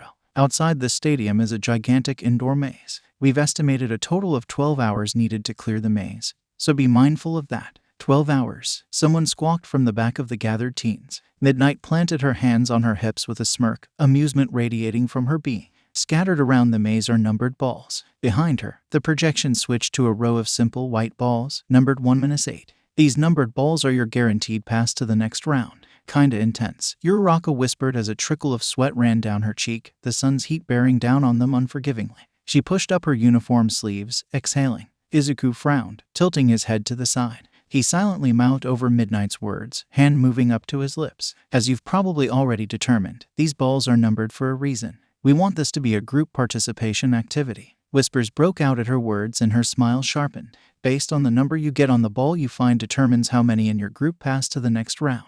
The projection switched again to show Chibai students in clusters varying from 3 to 7 people, wandering a cartoonish maze. It showed a Chibai from the 7-person group finding a ball labeled 4. 4 of the Chibis were highlighted and glowed while the remaining 3 went gray and disappeared. An event centered around teamwork, Izuku mumbled to himself, pulling on his bottom lip. But why? Isn't the sports festival supposed to be individual showcasing? They're trying to take attention away from the true objective. Ida coughed and flushed when Midnight pointed at them with a stern glare. He ducked his head, giving a sheep smile to Izuku. Sports festivals are used to showcase one's quirks and get potential sponsors. So why would they make this maze anything less than to do just that? Izuku's eyebrows furrowed in thought, lips pouting out. Momo leaned in close, lips barely moving as she whispered to them. What I'm not understanding is the point of these forced teams. They want you to be in a team, but then they're going to cut the numbers down anyways by forcing students to pick and choose who you. Don't think it'll be easy, however. We've brought back some old friends to line things up. Midnight waved her whip with a flourish, the projector showing the daunting shape of the maze. It looked like an average 8-story building,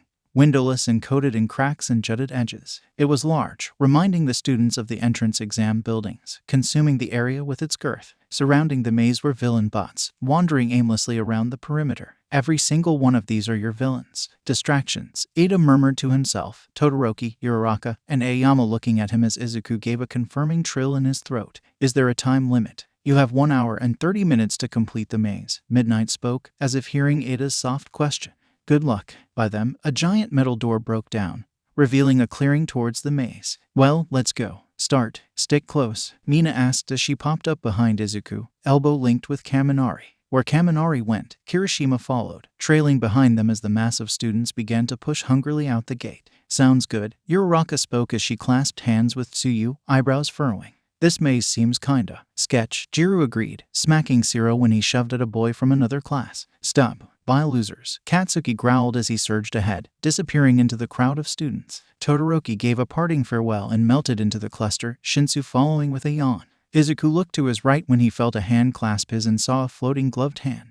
Hagakure-san, just the person I was thinking of. Izuku smiled softly as they breached the outside of the stadium, drawing closer to the towering maze. Let's let the hotheads deal with the robots and then we can move, okay? You have a plan? Momo asked as Shaoji and Sadu flanked her, acting as barriers against the pushing teens. She raised an eyebrow as Takoyami bidded them a goodbye, turning to Jiru. Well then, I hope it works. Same. Jiru smiled and waved to the group. You guys looks pretty smart. A girl's voice called from behind them and Uraraka turned, catching sight of cross-haired eyes. Let me tag along with you all. We may split up. Ida deterred as the girl bounced over to them, pink locks wild as she beamed. Are you sure you want to stick with us? You're in the support department. Why don't you go with them? There weren't any rules about working together with other courses, the girl pointed out as she eyed Izuku up and down, raising an eyebrow at his open-back jersey. The rules are just to get the numbered balls, not who you are with. What you have to do to get them, nothing. So, why not work together? Sure, Izuku chirped for the group, smiling. The more the merrier. I'm Midoriya Izuku. Hatsume introduced and smirked.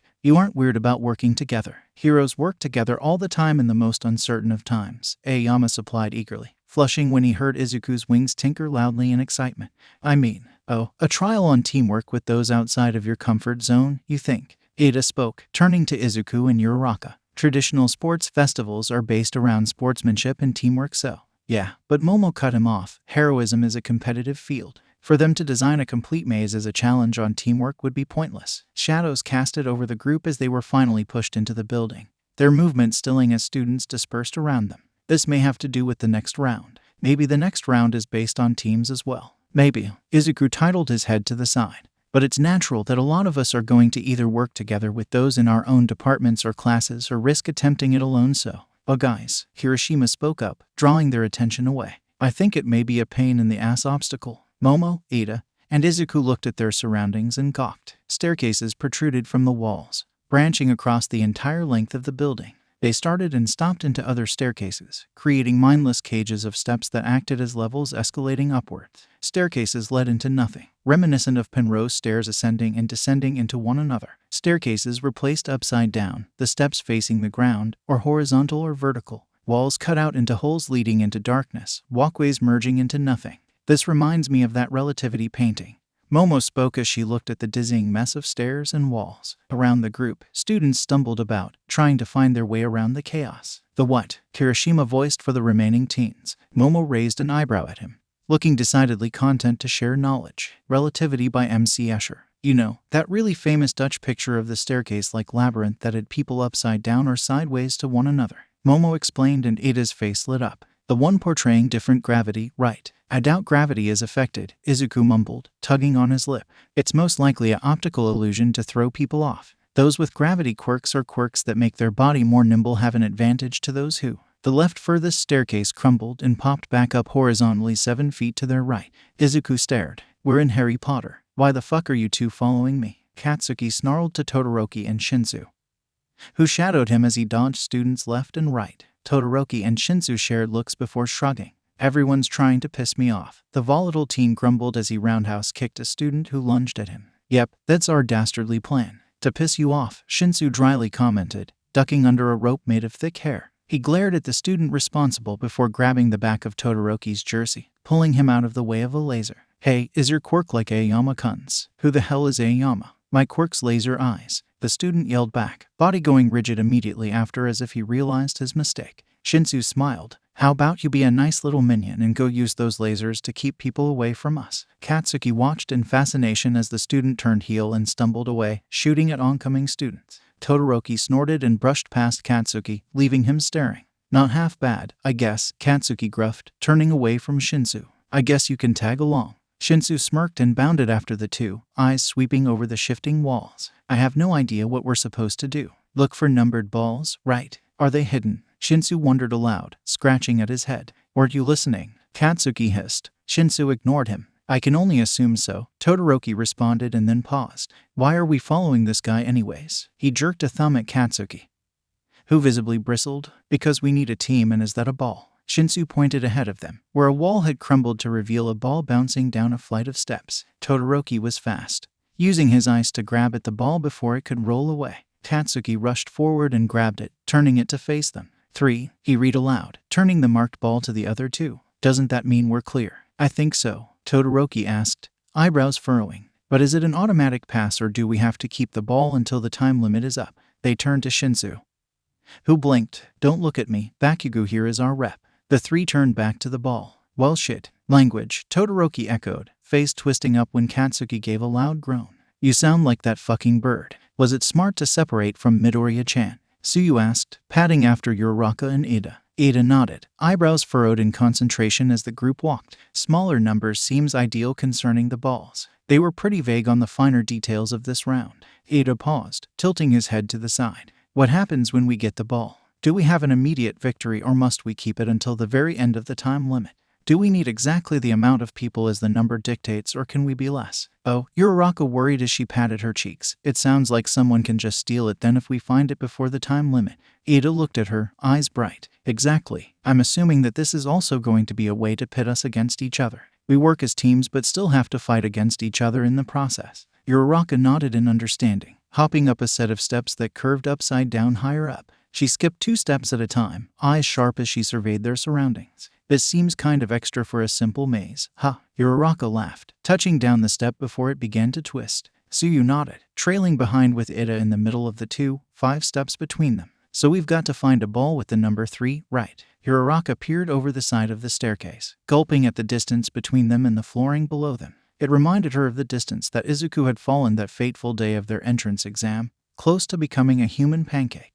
The stairs gave way under their feet. Uraraka's stomach lurched as gravity tugged them downwards. She screamed, arms flailing as the wind deafened her. She slapped her hands, hard, against the chunks of cement Ida and Tsuyu were tittering on, holding her hands in front of her chest. Tsuyu and Ida wobbled as their descent ceased and Tsuyu wasted no time in spitting her tongue out, wrapping it around Uraraka's waist. Uraraka swung back and forth, complexion green as they hung there. Ida, using his quirk, bounded over to Tsuyu and grabbed her, lunging over to a stable staircase. Tsuyu drew Uraraka up and she released her quirk, letting the remaining cement fall. Uraraka bent over, emptying her stomach as stairwells around them crumbled and shifted, regrowing in different positions. Tsuyu rubbed her back, frowning as Uraraka dry heaved. These stairs are going to pose a problem. Ida mused as he patted Uraraka awkwardly on the head as she finally calmed down. This sucks, she groaned as she straightened, tilting her head back. She blinked, staring upwards. I found a ball. Tsuyu and Ida craned their necks, catching sight of the white ball against the cement of the ceiling. Well then, Ida stuttered out and Uraraka's stomach flipped at the apprehension of using her quirk again. I can't see the number but maybe we can trade it with another group if we happen upon them. I hope so. Tsuyu spoke as Uraraka inhaled deeply. Was splitting up such a good idea? Hagakure whined, clinging to Izuku as Hatsune trailed behind them. Why didn't you stick with Uraraka-chan and Ida-kun? Where's the fun in that? Izuku asked, smiling. I feel that in this type of scenario, you'll be the best bet. Hatsune perked up, turning her eyes to thin air where she thought Hagakure was. Why's that? 'Cause she's invisible, she asked, fiddling with her armband. And because this is the type of scenario where you have to be stealthy. Hagakure-san is our trump card. Izuku looked ahead again, eyes sliding to an upside-down staircase. He squinted. I think that's a ball. How will we get it? Hagakure groaned as they caught sight of the ball. Hatsune chuckled, planting her hands firmly on her hips. Time to introduce one of my babies. Hatsune beamed and gestured to her feet. Let me introduce you both to my hover souls. They're great for hovering or cushioning a landing. Hatsune hummed brightly, sparkles practically emitting from her as she bent down, turning them on. I'll get that ball. Be careful, Izuku cautioned as the two watched Hatsune wobble, lifting off the ground a few inches. Hatsune launched herself at the stairs, kicking up dust and debris in her wake. Man, what a great time to use your wings, huh? Hagakure whispered to Izuku, the teen assuming she was leaning against him from the sudden pressure on his arm. I wish, he chuckled softly, gaze snapping to their left. Hatsune-sen, watch out. Izuku grabbed Hagakure, curling his wings around them as the staircase closest to them exploded into chunks. Oops, a guy's voice called out. Sorry. He didn't sound sorry at all. Izuku unfurled his wings, coughing against the cloud of dust that picked up from the chaos. Hatsune was curled up into a tight ball a little ways away, her boots sparking and steaming. Standing off to the side was a teen, his hot pink hair combed back to reveal his glowing orange eyes. My bad. I meant for the staircase above her to collapse, not yours. Quirks, man, can't control them all the time, am I right? His hands were in his jersey pockets, his body swayed as he rocked back on his heels. Howdy, Hatsune-san, are you okay? Izuku called, eyebrows furrowing as he saw her body wiggle and twitch on the ground. His eyes narrowed, Grace reaching out to touch her soul. She wasn't a soulmate, didn't carry any special connection to him, so his abilities were limited compared to someone with his feathers. Not that it'd matter now, but he felt for any injuries. Besides the dull throbbing of bruises and mild scrapes, he couldn't feel anything severe. I'm okay. Hatsune groaned as she struggled to stretch her legs out, wincing. Oh, she gasped, catching sight of her feet. My babies. Hagakure-san, stay behind me. Izuku shifted, positioning himself between the girls and the newcomer, wings vibrating in apprehension. You're by yourself. Are you going to fight us for this ball? Yep, the guy spoke simply, shrugging his shoulder. Why not? Not like you three called dibs. He took a hand out of his pocket, scratching his cheek. Rude, Hatsum grunted, standing up. She huffed, tugging her goggles down to cover her eyes. So rude. You could have killed someone. The teen rolled his eyes, moving his hand to his hair. Whatever. Listen, I'm not for the whole chit-chat, so just roll over and play dead for me, MMK. The guy shifted, stepping in the direction of the ball. I'm just going to grab my ball now. You mean our ball? Izuku corrected, forcing one for all into his legs. He heard the sharp snap of his shin breaking in two but ignored it, throwing himself at the teen. His grace healed him quickly. His leg fixed by the time he crashed into the wall under the ball. What the dick? The guy croaked as he stumbled back, eyes wide as Izuku positioned himself into a defensive stance. Is your quirk rocket legs or something? 4 eyes. He looked from the spot Izuku had been not second before, completely bewildered. Nice try, Izuku grouched, nose crinkling up at the insult to his glasses. They weren't that bad. You don't care. The teen snorted, tugging on his ear. You think you can distract us, but it won't work. How bold of you to assume I'm distracting you. The teen spoke and snapped his fingers in Izuku's direction. Izuku lurched back against the wall as the ground in front of him caved in, pieces of rubble tumbling towards the caving-in cement. His eyes widened as the ground sucked in like someone taking a deep breath, only to release a giant exhale in the form of an explosion.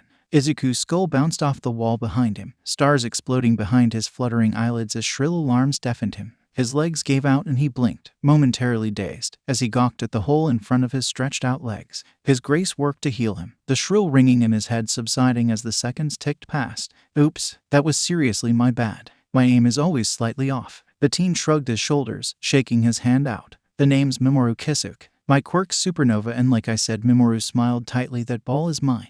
If I fall, please try and save me. Kaminari whined as he gripped tightly onto Siro's arm, peeking over the edge of the staircase. This is a risk to students here, right? Right, I think so. Mina spoke as she bounced up the steps, humming as if she didn't have a care in the world about falling to her death. Anyways, isn't this fun? No, Jiru bluntly snapped, face scrunched up in annoyance. This place is making me dizzy. It is rather excessive. Momo agreed as she pressed a hand to her mouth, looking a bit green. I dislike looking up. It makes everything seem too imposing. Well, a guy's voice sneered. A few steps ahead of them, before the staircase suddenly twisted vertically, stood a teen. Behind him was a girl with orange hair, her long hair tied up to the side. She looked annoyed, a ball tightly clenched in her hand. If it isn't the amazing students of Class 1A. Please don't fight us here, Kaminari whimpered. Kirishima frowned, looking behind them. A girl with black hair stood 3 steps away from him, expressionless. She twiddled with her thumbs, looking away from him. Can we go to solid ground or something first? You Class 1A students afraid of a little height. The blonde boy sneered out, planting his hands on his hips. Why, you fought villains. How can you be afraid of a few feet? It's not like we asked to have a near-death experience, Siro grumbled as the orange-haired girl sighed. Hey, Monoma, cut it out, the girl chided, enlarging her hand and smacking the boy along the back of his head. His face froze, smile empty as a single tear slipped down his cheek. Why are we messing with them? We already have a ball. They need to be put in their place, Monoma snapped out, rubbing at his head. They think they're all high and mighty now because they encountered some villains. Dude, Kaminari frowned. We didn't ask to almost get killed. We almost died. You realize that, right? Our parents almost had to bury us. Silence met his statement as the students just stared at him. Kaminari winced, rubbing at his neck. What? I mean, it's true.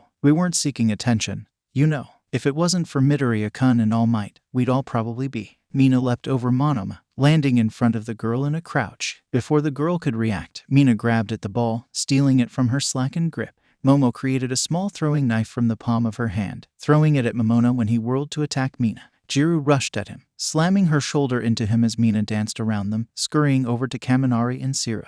Got it, Mina cheered, holding the ball up for them to see. Kaminari flashed her a thumbs up as Jiru stumbled back, landing on Momo. Stupid idiots, Momona hissed out, cheeks red as the girl glared. Give us back that ball. Tetsu Tasu. A silver blob fell from above them, smashing into the staircase. It cracked, crumbling to pieces. Strangled noises escaped the startled students' throats as they began to descend.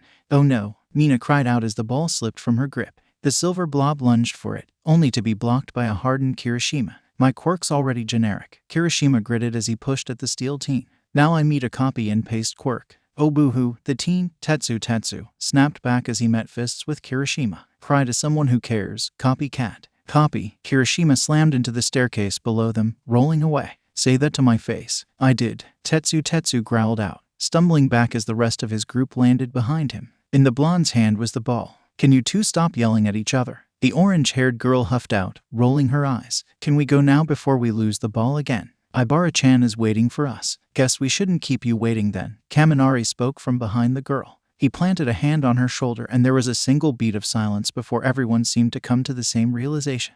Denki, you idiot. Mina shrieked as the area lit up in electricity. The group from WhatIf scrambled to get out of the way of the shocks while Kaminari grabbed the dropped ball. I didn't do any serious damage, Kaminari argued as he threw himself off the staircase. Holding a hand out for one of Siro's tapes, Siro swung him over to them as Momono whirled to their companion. Kendo, he cried as the girl pitched forward, body twitching and eyes rolled to the back of her head. He caught her, checking over her face for any signs of serious damage. I just knocked her unconscious. Calm down, Kaminari griped as he secured the ball, frowning. The expressionless girl tried to lunge at them, only to be smacked away by Jiru's earjack. I think we can cease this now, a girl's voice called. Green vines scaled the walls closest to Momona and a girl was settled on her feet, the vines drawing back to her head. I've retrieved another ball. Let them have theirs. Ibara, Tetsu called, eyeing her up and down. You good? Ibara nodded, eyes glossy as she tilted her head to the side for a moment. She smiled gently at the group, Momo reeling back as the eerie look of familiarity that came over her at the sight of the expression. You've proven yourselves to be worth the rumors. I hope to see you all in the next obstacle. Ibara gently helped pick up Kendo, wincing as she tilted her head again. They're so noisy today. That was anticlimactic, Kirishima grumbled as they watched the students from 1B leave. Kaminari's shoulders dropped and he tilted his head back, giving a loud groan. I was ready for a fight, he whined, only to wince as Jiru smacked him. Momo took the ball, turning it over to peer at the number 7. She read off, eyebrows raising. We got lucky. We might have had to fight for another ball. Mina exhaled, crouching down. How much longer? She asked to the silent air. Hisashi's eyes bounced between projections, looking at the various students broadcasted. The camera robots scurrying about the maze were filming each group, letting the audience see each and every one of them struggle. His eyes sparkled as Izuku came into view, talking with his two companions, a girl from his class and a girl from the support department. Think Pinky is a soulmate? Hisashi asked Inko's, turning to face her when silence met his inquiry. Her eyes were focused on the small projection showing the green, vine-haired girl. Honey, my, Inko murmured to herself as she touched her cheek, smiling faintly. What a very interesting selection of students this year. I'm sorry, dear, what did you ask? Nothing, Hisashi spoke, looking away from her golden eyes. My sweet, your eyes are glowing. Inko blinked, her gold fading to the green that Hisashi loved. Thank you, I got a bit excited. Izukun's going to have so much fun today. Inko took Hisashi's hand, squeezing. Now, oh my. Hisashi's focus snapped to the projections, just as President Mike made an announcement over Izuku's confrontation with some kid named Mamoru. He let out a low whistle, grinned sharp. All right, baby boy, make daddy proud. Inko elbowed him in the side, cheeks puffed out in embarrassment. Hagakure rammed her shoulder into Mamoru's back, making his legs give out as he wheezed. He slumped forward, bracing his fall with his elbows and knees. He snarled, lashing a leg out and burying his foot into Hagakure's stomach. Spittle escaped into the air where her mouth would have been if visible and she rolled away, legs overhead as Mamoru pointed his arm in her direction. Mamoru's back arched with an audible snap as Izuku's sparking leg made contact between his shoulder blade. He flew, crashing into the opposite wall from them. Dust clouds shrouded the flung boy as Izuku landed on his feet without a sound, green electricity crackling around his limbs. Do not touch her, Izuku snarled out, eyes golden and narrowed like a beast about to pounce on wounded prey. You will not touch her. I'm okay, Hagakure groaned, coughing up more spittle as she struggled to sit up. Her arms were presumably wrapped around her stomach, the shadows of her jersey creasing along her abdomen. Holy crap, he can kick though. My babies, Hatsune whined pitifully, stumbling over to Hagakure. My babies. Hagakure snorted into her shoulder as the girl helped her to her feet. Hatsune screamed as the ground to their left exploded, the force throwing them off their feet. They crashed in a heap, debris raining on them. Smoke and dust coated the air like a veil and Mamoru dragged himself out of the small crater his body had formed, dirt clinging to his skin. Now I'm pissed, Mamoru snarled, snapping his fingers again. Izuku was behind the girls in a second, green filtering through the air as he hauled them out of the way just as the ground where Hatsune's foot had been imploded. She paled, staring at the spot with horror etching into her features. Oh my god, he just tried to explode my foot, she whispered as Izuku set them down under the encased ball, wings spread out in fury. He could have taken my foot off. Her eyes burned as she adjusted the metal contraption around her waist. That's it. Hatsume-san, don't. A grappling hook shot out of the contraption, embedding into the way behind Mamoru. He looked at the grappling hook with a raised eyebrow, turning back just in time to see Hatsume's clunky boot slam into his face. Silene descended upon them as Hatsume skirted around, slowing her momentum as she released the grappling hook from her body. How do you like my other baby? Wire arrow. Isn't it amazing? Isn't it great? Perish. Whoa, Hagakure whispered as Mamoru shot up, fingers snapping faster than Hatsume could process. She was thrown forward as the wall behind her exploded, grunting as she hit face first on the ground. Oh, shut up. Mamoru growled, whirling and snapping his fingers directly at Izuku. Hagakure cried out as Izuku jumped back, nearly toppling into the girl to escape the blast. Izuku's wings wailed, trembling as they stretched to their full span. The air around him was sweltering, thin and choking. Hagakure couldn't see his face, but she knew it probably promised pain for the stupid student. Mamoru pushed his hair out of his face, snarling in a way a trapped animal would to deter potential enemies. You're trapped, and you're wide open. A laser slammed into Mamoru, launching him a few feet away. He crashed to the ground with a grunt, struggling and failing to get back up. Aoyama-kun, Izuku called out in joy, eyes sparkling as Aoyama striked a pose, looking like a knight in shining armor. Behind him, Ajaru hid his face, looking embarrassed by the display. Ajaru-san, are you guys okay? Ajaru asked, tail swishing back and forth as he gave the girls a once-over. He frowned at Hatsume's sparking boots. That sucks about your shoes.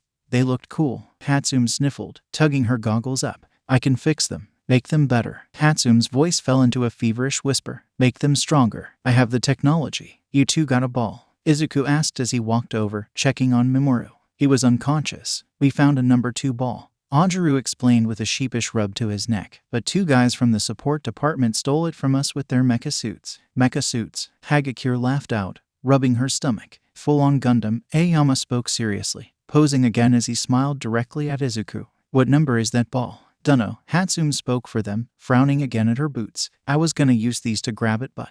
Aoyama made a happy trill in his throat and shot a laser at the staircase, letting it crack around the area of the encased ball. It fell and Ajaru caught it, tail wagging as he checked the number. 5. He read off just as alarms started blaring throughout the maze. Izuku jerked up, eyes wide as he moved closer to his friends. Time is up. Please proceed to the closest exits. Time is up. Please proceed to the closest exits. Time is up. Please. We passed. Hagakure voiced softly, tone disbelieving. Just like that. That seems. Ajaru looked at a loss for words. I doubt they try to make the obstacles too hard. Izuku spoke as he hefted Mamoru over his shoulder effortlessly. These things aren't designed to kill us. We're students doing a sports festival. You heroes got problems. Hatsume laughed as the wall behind them crumbled to show a pathway, most like leading to the outside. Let's just be happy we passed and can continue on to the next round. Shigaraki, using his thumb and index finger, tugged ruthlessly on his bottom lip. His eyes were glued to the screen, taking in the broadcast of the UA Sports Festival. His eyes narrowed dangerously on the image of Izuku. Just the sight of those obnoxiously sweet-smelling wings sent his stomach flipping in bouts of nausea. He could almost taste the disgustingly savory smell of those wings. No, it wasn't his imagination. Shigaraki's attention was stolen immediately as the air became potent with the overpowering aroma. It wasn't sickeningly sweet like the taint that surrounded the green-haired child. It was heavy, an indescribable scent that he'd never smelt before. His stomach clenched, mouth pooling with saliva as the smell grew thicker and thicker. It was downright heavenly. Never had he smelt something that triggered such a starving hunger in him, like a dog who'd finally found a steak in a pile of scraps and rotten trash. Kirigiri clambered through the door, holding the box. The man froze, white eyes zeroing in on the man before him. His red eyes were nearly hidden by the blown pupils, saliva dribbling down his chin as his entire body trembled like someone stuck in the cold or anticipating something. Shigaraki Tamura. Ariara you. What's that? Shigaraki's voice was hoarse, rough and slurred as his breathing grew heavy, chest heaving. What's that? It was hissed and Kirigiri dropped the box like it was burnt as the man lunged at it. He was careful in touching the box, making sure not all of his fingers were touching it as he grabbed it and tore it open like it was tissue paper. Tiny little chocolate balls rested innocently in between layers of bloody tissue paper, a single folded note calling for the man. Kirigiri took the note as Shigaraki panted and salivated over the chocolate balls, something in the air tight and coiled as if the entire world was holding its breath to watch. To wait. Shigaraki attacked the chocolate like a starved animal, tearing into the plastic wrapping them and shoving them whole in his mouth. Kurogiri was determined to ignore the rather perverse moans and grunts the man emitted as he ate, instead turning his attention to the note. He flipped open the card, non-existent eyebrows raising as he read it. No good to rule the world on an empty stomach. Enjoy those dark chocolates, they were rather hard to get. They were made with the most precious of ingredients for you to eat, little demon. Melty lesser than 3. Unknowns to Kurogiri, Shigaraki's wings mended just the tiniest bit and his horns chips shrunk. His pupils slitted, the air growing just the slimmest bit more thick with the stench of rotting, scorched flesh. Miles away, hummed hymns filled the air as a TV in a darkened bedroom showed an image of Izuku helping Hagakure walk out of the maze. What happened to you guys? Uraraka laughed out as their class slowly converged together unspokenly. Her attention was turned to Katsuki, Shinsu, and Todoroki, their clothes and skin coated in various states of burnt. Katsuki and Todoroki glared daggers at Shinsu, who whistled innocently as he rolled a burnt lock of hair between his thumb and index finger. This asshole decided to try and control half and half to use his flames. Katsuki snarled out as his eyes flashed over to Izuku, waiting for a language reprimand that never came. He didn't consider that half and half's flames could get out of hand. Jiru clamped a hand over her mouth to keep her gut-busting laughter in check. How did you even get affected? It's your quirk. Jiru gestured to Todoroki. He turned his attention away, cheeks suspiciously pink. What's with the corpse? Shinsu asked, eyeing Memoru's unconscious form still draped over Izuku's shoulder. Izuku gave a sheep chuckle as a medic rushed over to retrieve the teen. It's a long story. Izuku handed the teen over, eyes sweeping over his classmates for any sign of severe wounds. Feeling nothing from them besides the occasional bump or bruise, he settled back as more of their friends hurried over to them. So what ball did you guys get? Suyu asked as she bumped shoulders with Uraraka. 5, luckily. If Aoyama-kun and Ajiru-kun hadn't saved us at the last second, we would have failed with just the 3 of us, Izuku explained with a relieved smile. You guys. 1, Suyu spoke as she held up her ball. Uraraka beamed and linked arms with Ida, pulling him close. 2, we had to fight these Gundam guys but we managed in the end. It was super intense. Uraraka looked triumphant and Aoyama gave a pained noise. We nearly had that ball, didn't we? Aoyama turned to Ajiru, who squinted against the intense sparkles the blonde was emitting. Those who have a ball, stay here. Midnight called out, arm raised to draw their attention. Those who were unable to retrieve a ball or do not fit in the number listed, please leave to the nearest exits. Students moved, Class 1A's cheerful demeanor dropping as they saw Sadu, Shaoji, Kuda, and Takoyami move to the exits. They should have passed, Izuku complained softly as he saw them leave. They have the perfect quirks for stealth. Maybe if they worked together. Ida corrected as he frowned at them as well. But if they were trying by themselves,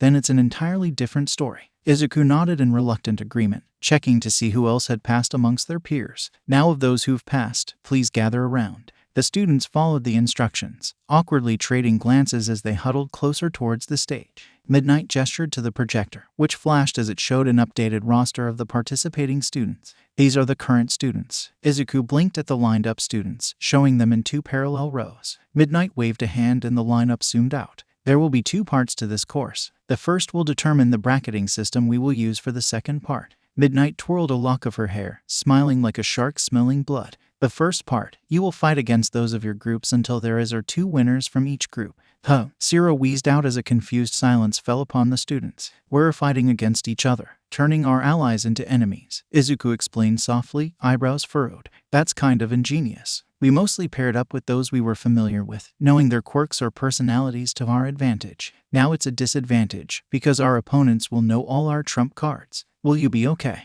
Uraraka whispered, worrying her bottom lip as her eyes flashed to his wings. Behind them, Katsuki stiffened before swiftly kicking at the dirt by her heel. She sent him a glare, Todoroki resting a placating hand on her arm to keep her from sending Katsuki off into the stratosphere. I'll be fine, Izuku responded, ignoring the snickering from his soulmates as they watched the interaction between the rosy-cheeked girl and their residential hothead. I've been advised on how to work around sparring and fighting against my soulmates. Have you now? Ida asked softly as Midnight continued to explain. Her expression pinched as she noticed the whispering teens. How so? Izuku just gave a secretive smile, his eyes flashing behind his glasses. Oh ho ho ho. Hatsum laughed loudly, stroking one of her babies strapped to her waist. Now I get to fight against you, open back. Is that his new nickname? Mina whispered to Jiru, who tried to muffle her giggles against Momo's back. Momo, resigned to her rambunctious classmates, just exhaled loudly through her nose. Listen, Midnight finally snapped and the teens fell silent. Now, the students who retrieved the number 1 and number 2 ball automatically pass on to the second portion of the second trial.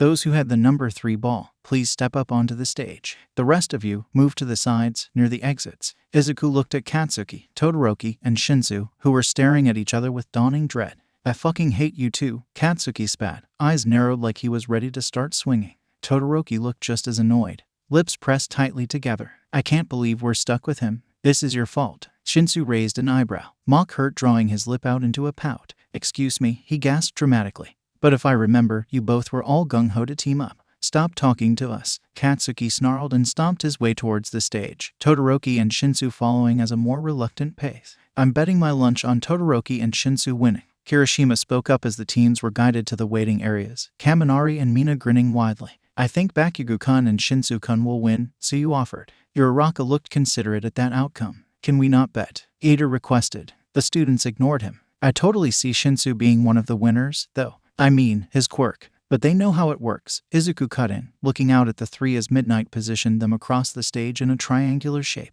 So Shinsu is at a disadvantage based on the fact that they won't speak to him. Midnight looked at the three boys before nodding, raising a hand. Only one of you needs to either call forfeit or get removed from the stage. Begin. None of them moved. Katsuki regarded Todoroki and Shinsu, his posture tense as his gaze flickered between the two of them. Shinsu's expression was one of exhausted weariness. His eyes shadowed as he swallowed. Todoroki moved into a more relaxed pose, ice creeping along his feet as he expanded his quirk from his body. So, beautiful weather we're having, huh? Shinsu spoke out, scratching the back of his neck. Sure looks like it is going to rain. Todoroki and Katsuki stared at him, twin expressions of unamused regard answering him. Shinsu shrugged. You know me, just trying to strike up a conversation. Speaking of conversational peace, Midoriya sure is something, isn't he? Katsuki's hands curled into fists, and Todoroki's eyes narrowed. I mean, I've always heard of the expression angel amongst men but didn't ever think it could be taken literally. Shinsu's lips pulled into a teeth-showing smile. Kind of sucks though that he's got such a hot head for his soulmate.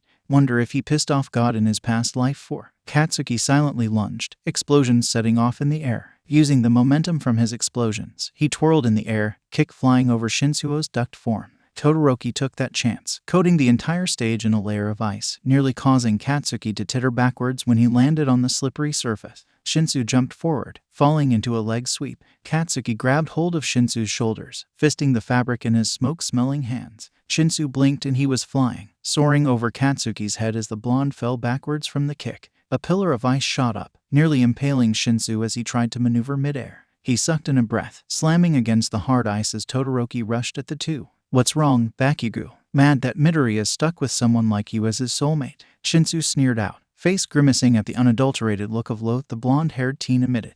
You don't know anything. Katsuki roared, seeing red in that single moment.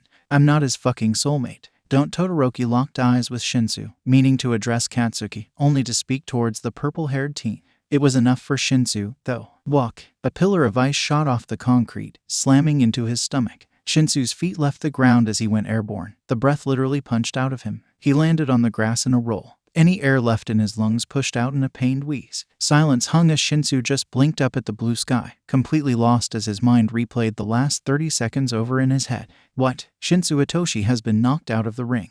Bakugo, Katsuki, and Todoroki shadow passed to the second part of the course. Red and white entered his vision as a hand reached out for his arm. Shinsu was hauled up onto his feet, his weight leaning heavily into Todoroki. Katsuki was scowling at the two, small explosions lighting his palms. You were lucky half and half knocked you out of bounds. I wouldn't have been so kind. Katsuki turned on his heel, marching off towards the crowded students waiting. Bakugo-kun and Midoriya-kun seemed to be at odds considering the soulmate issue. Todoroki whispered as he helped Shinsu over to Izuku and them. Don't take anything he says personally. Just tune him out. Shinsu barked out a laugh as Izuku's wings fluttered anxiously at his obvious pain. Is that what you do? Just tune him out. Less of a headache. At the end of the day, Todoroki answered seriously. Shinsu laughed louder. Group 4, please come up to the stage. Izuku poked at Shinsu's stomach, trying to soothe his aching body as the students from Class 1B walked by them. Green eyes lifted, making contact with glossy, dark eyes. Ibara smiled faintly, her gaze sliding off to the side. Her smile faltered and she turned, Tetsu guiding her onto the stage. All right, same rule as last fight.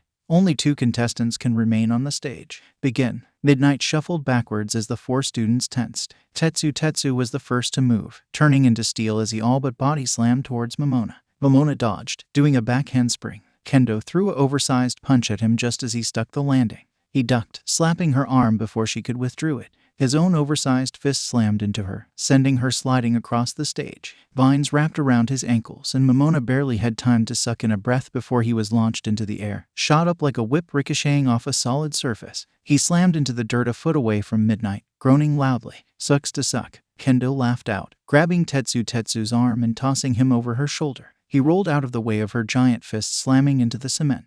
Now, children, Ibara spoke softly, and the two squeaked as Vines snagged them, lifting them off the ground by the back of their jerseys. There is no need for teasing during such an event. Ibara-chan, please be nice, Kendo stuttered as she tried to untangle herself. Her squirming made her look like a worm dancing on a fishing wire. Tetsu hung limp, grumbling to himself as the dark-eyed girl just considered her two opponents.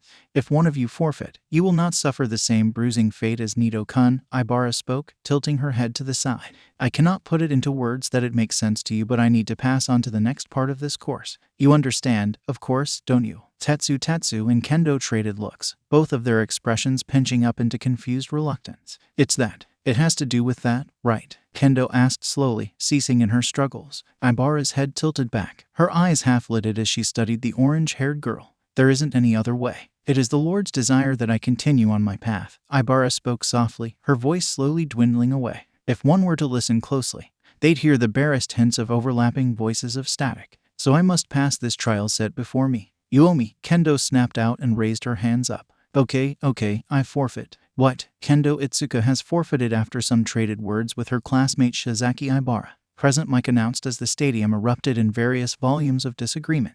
So Tetsu and Shizaki Ibara are passing on to the next round.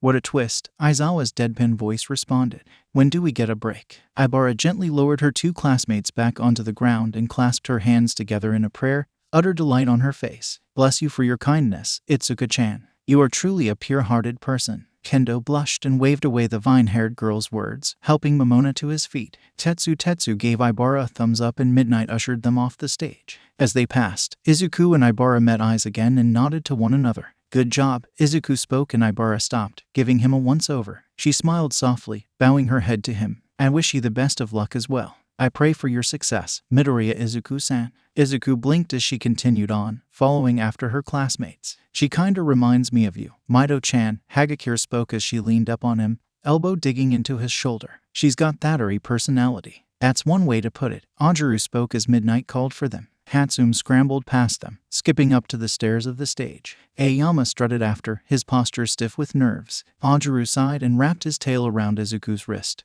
tugging him and Hagakure with him as he walked up the stairs. Izuku gave one last glance back at Ibara before he was positioned across from Hatsum. Again, only two students can pass on to the next round. Begin. Midnight spoke up. Hatsum cackled loudly, grabbing onto one of her inventions strapped to her belt. Time to introduce. Whoa, your eyes are pretty. Hatsum's attention snapped to Izuku, who'd lowered his glasses down, letting his glowing gold eyes bore into her own cross-haired pupils. Hatsum-san, Izuku spoke slowly, his smile gentle and the air around him warm and inviting. Are you okay? Hatsum jerked back, the green-haired teen suddenly in her personal space. When had he gotten so close to her? Hagakure, Aoyama, and Ajaru seemed froze stiff, Ajaru's confused expression revealing their hesitancy. I know, Hatsum stammered out, mind reeling as she continued to stare at the liquid gold. His gaze reminded her of the faculty furnace she frequented for her babies, the glow pulling her in with a promise of success and accomplishment. One of his hands reached up, tugging down her goggles. They hit her collarbone, warm under HS touch. Izuku's gaze softened, his head tilting to the side for a moment as if listening to a voice only he could hear. Hatsum, her name on his lips resounded through her soul and gripped painfully at her chest, stealing her breath away. Can you do me a very simple favor? The hand raised again, cupping her cheek. The world spun, darkening until those glowing eyes were all she knew.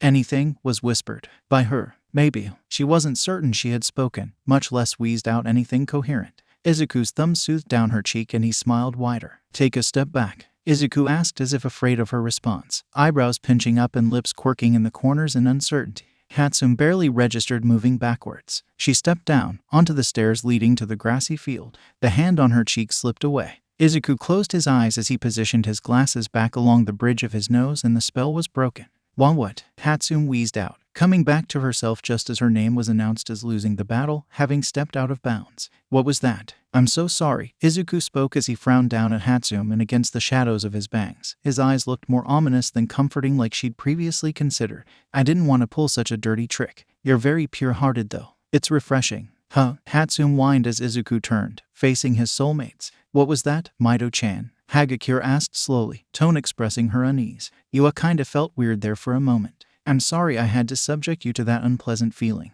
Izuku apologized, something off in his tone that contradicted his wording. His gaze slid over to Ajaru and Aoyama, who were still awkwardly stiff as boards. Well, are we not supposed to fight? I'm kind of hesitant. To be honest, Ajaru bit out, tail thumping against the ground. No offense, but after what we saw with Bakugo. Aoyama nodded vigorously in agreement and Hagakure shifted her footing. And like I've said, Izuku huffed as he took his glasses off, tucking them into his uniform pocket. Green slowly melted into gold and he frowned. I've been advised on how to deal with it. If there was one thing he hated about the steadily approaching change in weather, it was the fact that each upcoming fluctuation in the temperature resulted in new clothes shopping. The bane of his existence, buying new clothes. He hated it. They'd only get ruined within the month and there went his money down the drain, stained and soiled in blood and ashes of his victims. When getting into villainism, no one ever took into consideration the costs of being fashionable or at least decently dressed. There was an entire aesthetic to the idea of being a villain. You either fell into the mockery of a hero category or the dark and edgy category. He just had to slot into the more expensive one, didn't he? He paused, one foot inside the changing room, as his gaze landed on an abandoned skirt. His eyes trickled up from the skirt, crawling up the exposed, pale legs. Nice legs, thick legs, unblemished or blotchy with stretch marks or scars or scabs. His mind stuttered to a halt, crashing and blue screening as he realized the person in front of him was only wearing panties. His eyes finally, painstakingly slowly, met amused gold as the girl rested her hands on her hips, unashamed as she showed off her nude chest. She was naked. She was in the guy's changing room in only her pink, ribboned underwear, and she was naked. What's wrong? The girl leered, fang teeth glistening as she spoke. Never seen boobs before. She tilted her head, letting her blonde hair fall from its messy half-tied buns. His eyes burned into the small trumpet tattoo inked into her collarbone, the placement and image itself interesting to see. Dabai's eyes quickly shot to the mirror behind her, deciding that rather than ogling her front, he could at least try to save himself by admiring her reflected backside. His eyes locked onto the flesh between her shoulder blades. He dropped the leather jacket in his sudden slack grip and it crumpled to the floor. Two long, jagged scars sat in the middle of her back, the skin shiny like burnt plastic. Around the raised, carved edges the skin was discolored, blistered and swollen in a way that infected wounds healed. Oh, turquoise eyes shot back to lock with gold as the woman's voice sounded again. Can you see them? Her pupils seemed to shrink, nearly swallowed by that glowing hue that left Dabai breathless and lightheaded. He stepped further into the dressing room, the door closing behind him with an echoing creak. He stumbled back against it as the woman advanced, her arms wrapping around his neck with surprising speed. His arms froze in the air, thoughts screeching to a halt as she pressed herself against his chest. She smiled, those eyes positively radiating light as she reached up on her tiptoes to whisper in his ear. Want to touch them? It can be our little secret. She felt Dabai under her shudder, his body seeming to fight with itself on what it wanted to do. Slowly, she felt one of his hands come up to press against her back, between her shoulder blades. He sucked in a deep breath, knees buckling as she hugged him tighter to her body. The room fell silent as Dabai's head thumped down against her shoulder. Nice to meet you, she sung out, squeezing him tighter as her body pulsated warmth. What's your name, my precious? She sat against the wall near the exit, hands laced together on her lap and head bowed. She breathed deeply, eyes closed as she tried to tune her surroundings out. Tetsu stood guard beside her, chasing away any curious or concerned onlookers with a glower. Her ears were ringing. She bit the inside of her cheek and looked up, dark eyes finding Izuku as he carefully used Hagakure's own weight to knock her off her feet. She watched as those gold eyes locked on with Ajaru and used the teen's sudden pause to shove Aoyama at him, nearly tittering the two off the stage. She watched, silent and still, and listened. Her ears were ringing. Her mind was drowned under the shattering of glass and high-pitched wails of a frequency only she was privy to hearing. Her body tensed as she caught the faintest outline of glass pane wings, glistening in the sunlight. Her sight was borrowed, blessed upon her in that brief moment of nearly lost consciousness. She watched as Izuku grabbed onto Ajaru's tail, spinning him into Aoyama. Aoyama and Ajaru fell off the stage and the match was called, leaving him and Hagakure victorious. Her ears were ringing. All Might Sensei, Aizawa Sensei, Uraraka greeted as the two men walked towards them, All Might helping Aizawa as his steps were still slightly stiff. Are you joining us for lunch? Yes, Aizawa spoke as All Might seemingly produced a large lunchbox out of thin air. Congrats to all of you. No matter if you've passed to the second part of the course or not, I am proud of all of you. I'm pumped that we're going to be able to participate in the second half. Mina spoke, looping an arm around Kirishima's shoulders. Right, Kirishima. I honestly don't know how we managed to beat Momo-san and Jiru-san. Kirishima laughed out, blushing under the attention. I would have won, Shinsu grumbled from between Uraraka and Ajiru, nibbling on a meatball. I had you too. Keep bitching, Katsuki snapped out, shoveling hot sauce-drenched fried rice into his mouth.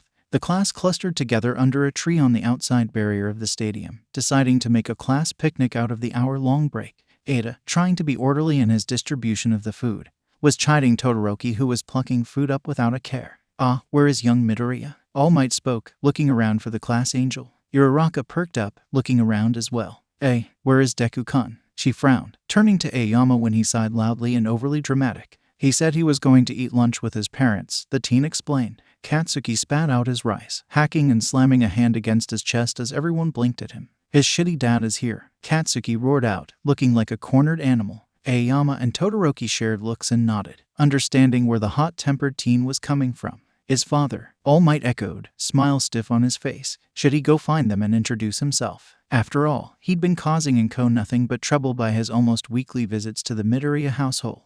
It would only be right. Excuse me, I am going to go buy some tea. Does anyone else want anything to drink? Hagakure waved her wallet in front of the hero. Can you buy me a strawberry milk? Oh, and a juice box, Kaminari requested, pulling out the needed change. I would like the dark liquid of bubbliness, Takoyami spoke softly as dark shadow passed over the coins. What? All Might asked softly. Make that 2 sodas please, Kirishima beamed, handing over his own money. Aizawa snickered behind his scarf as the students listed off their drink choices to the suddenly frazzled Simple. You were amazing. Hisashi cheered as he spun Izuku about, making sure to keep in one area lest he knock someone out with flailing limbs from his child. You remind me of your mother down to the eerily glowing confessional eyes. Izuku clung to his father for dear life, his eyes spiraling as Inko just giggled at their antics. Oh dear, put him down before he passes out, Inko called good-heartedly. Hisashi carefully settled Izuku down onto his feet, cupping his cheeks in his scarred hands. I'm so proud of you though. And that quirk, it's amazing. Hisashi's grin was small but warm all the same, ruffling his son's curls. You'll have to explain that to me. Okay, I will. Thanks for, coming to see me. Izuku smiled sheepishly as his mother guided them over to a plastic table set up outside for guests. She laid out their lunches, giggling under her breath as Hisashi all but clung to Izuku. Izuku basked in the undivided attention of his father, his wings all but singing as he leaned into his shoulder. Wouldn't miss it for the world, son. So, I see your wings have gotten super long. Wanna fill me in? Hisashi swiped a piece of chicken, popping it into his mouth as Izuku picked up a piece of rolled egg. I found a lot of my soulmates, Izuku explained, wings fluttering in excitement. It must be one of his blessings, for them to all be in my class. I am so lucky. I was worried they'd be separated, like how moms were, but how cute. Hisashi hugged Izuku tightly to his chest, squeezing him until his son was smacking against his back to be released. Reminds me of how Inko was when she'd meet her soulmates. Oh my, I wasn't that. Inko cut herself off at Hisashi's teasing eyebrow raise, his expression clearly saying you suck at lying.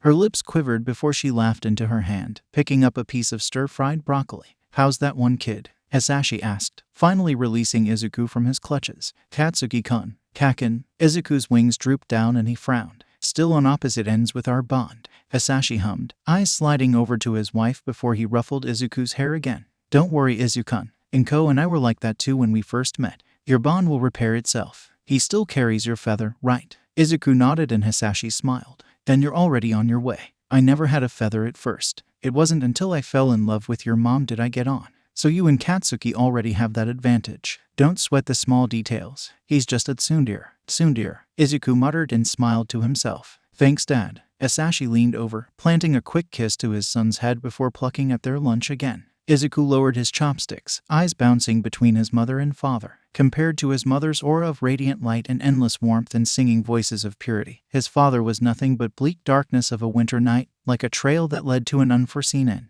The darkness and bitter cold that shrouded him was always worse when he came back. During his rare home visits, by the time he'd leave to go back to work, the veil around him would be nothing but a transparent, gray blanket of sins and self-loathing. His mother worked hard to cleanse him of his sins, to heal what she could mend with his warmth in her words and in her touch. But in the end, he always came back layered in the thick black and smiling like he was one step away from a meltdown.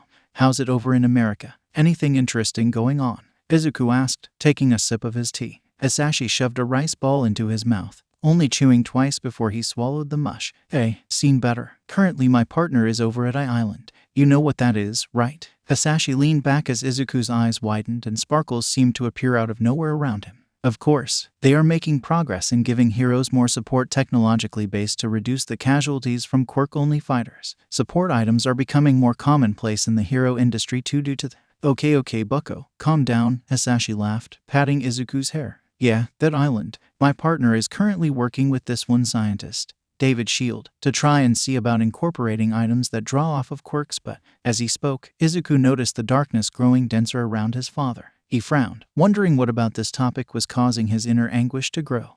"Your sins are getting thicker," Izuku spoke near the end of their lunch, chopsticks placed down and plate nearly scarce of food. "Is work forcing you to do bad stuff again?" Inko paused in taking a sip of her tea, eyes flashing gold as Hisashi hummed loudly. "Don't worry about that stuff, dork," he spoke, flicking Izuku on the forehead. "Your mama's taking good care of me." Izuku studied his father for a moment before nodding. "So, about these soulmates, I want to meet them." Hisashi laughed and Izuku's wings expanded, flapping in contentedness. "Sure. Are we finished, Mom?" Izuku turned to Inko, who nodded. He helped her clean up, the two quick in collecting their dishes and typing the lunchbox back up in its cloth.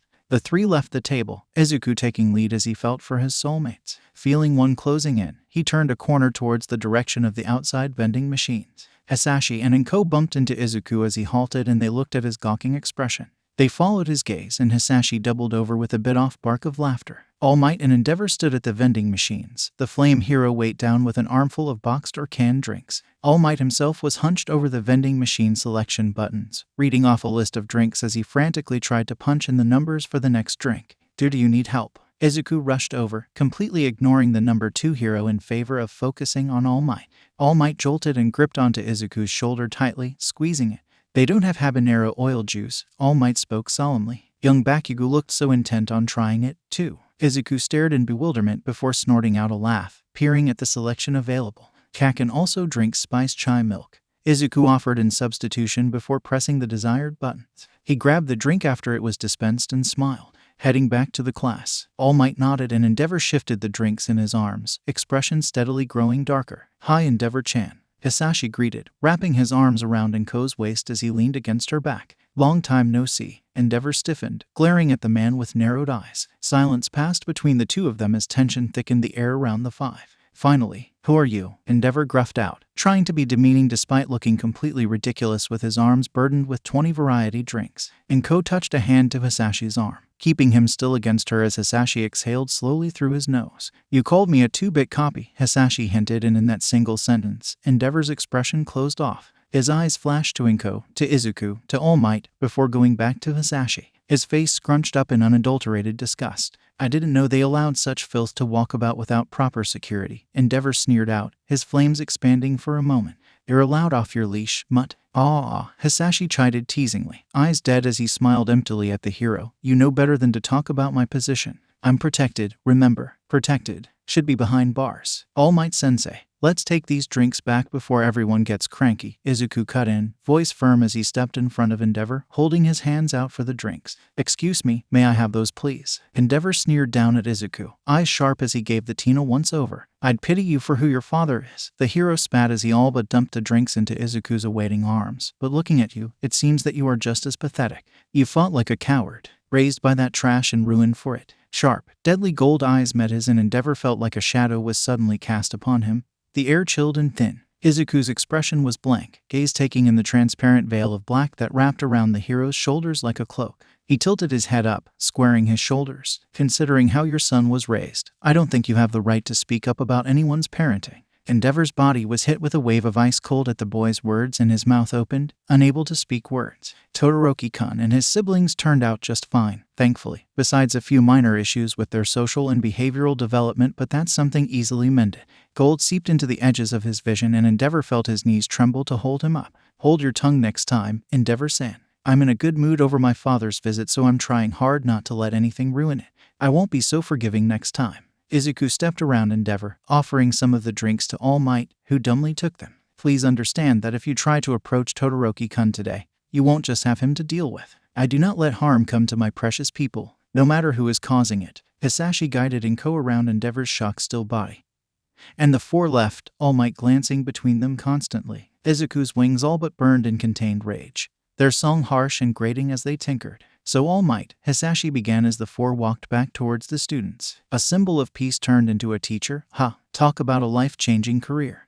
Yes, All Might chuckled, plopping a hand down on Izuku's hair. He ruffled it, tension easing as Izuku's wings sung back in comfort. It certainly is. I don't really know how to deal with the children, sometimes. Their slang and those memes get the best of me most days. Memes, Izuku corrected with a laugh, his expression softening. They're memes, All Might. All Might gave a forced laugh, obviously embarrassed, while Hisashi narrowed his eyes at the two. Are you one of his soulmates? Hisashi asked, and Izuku tripped over his own feet. All Might barely even noticed him riding the teen as he gawked at the man. What soulmates? The hero cried out. What is that? How could you? His wings are reacting to you. Inko's does that with me or Mit-chan, so obviously you're a soulmate, Hisashi explained and raised an eyebrow when Izuku paled. What, is it supposed to be a secret? A symbol of peace, soulmates to a young teenager with a similar quirk and angelic blood, Inko mumbled softly to herself. A secret indeed. Think of the backlash or chaos that could cause. A weakness to the impenetrable man of the ages. Hisashi's gaze hardened, his tone more light as he made a humming noise of interest. As long as you keep your hands to yourself, we're good, Hisashi finally spoke, frowning.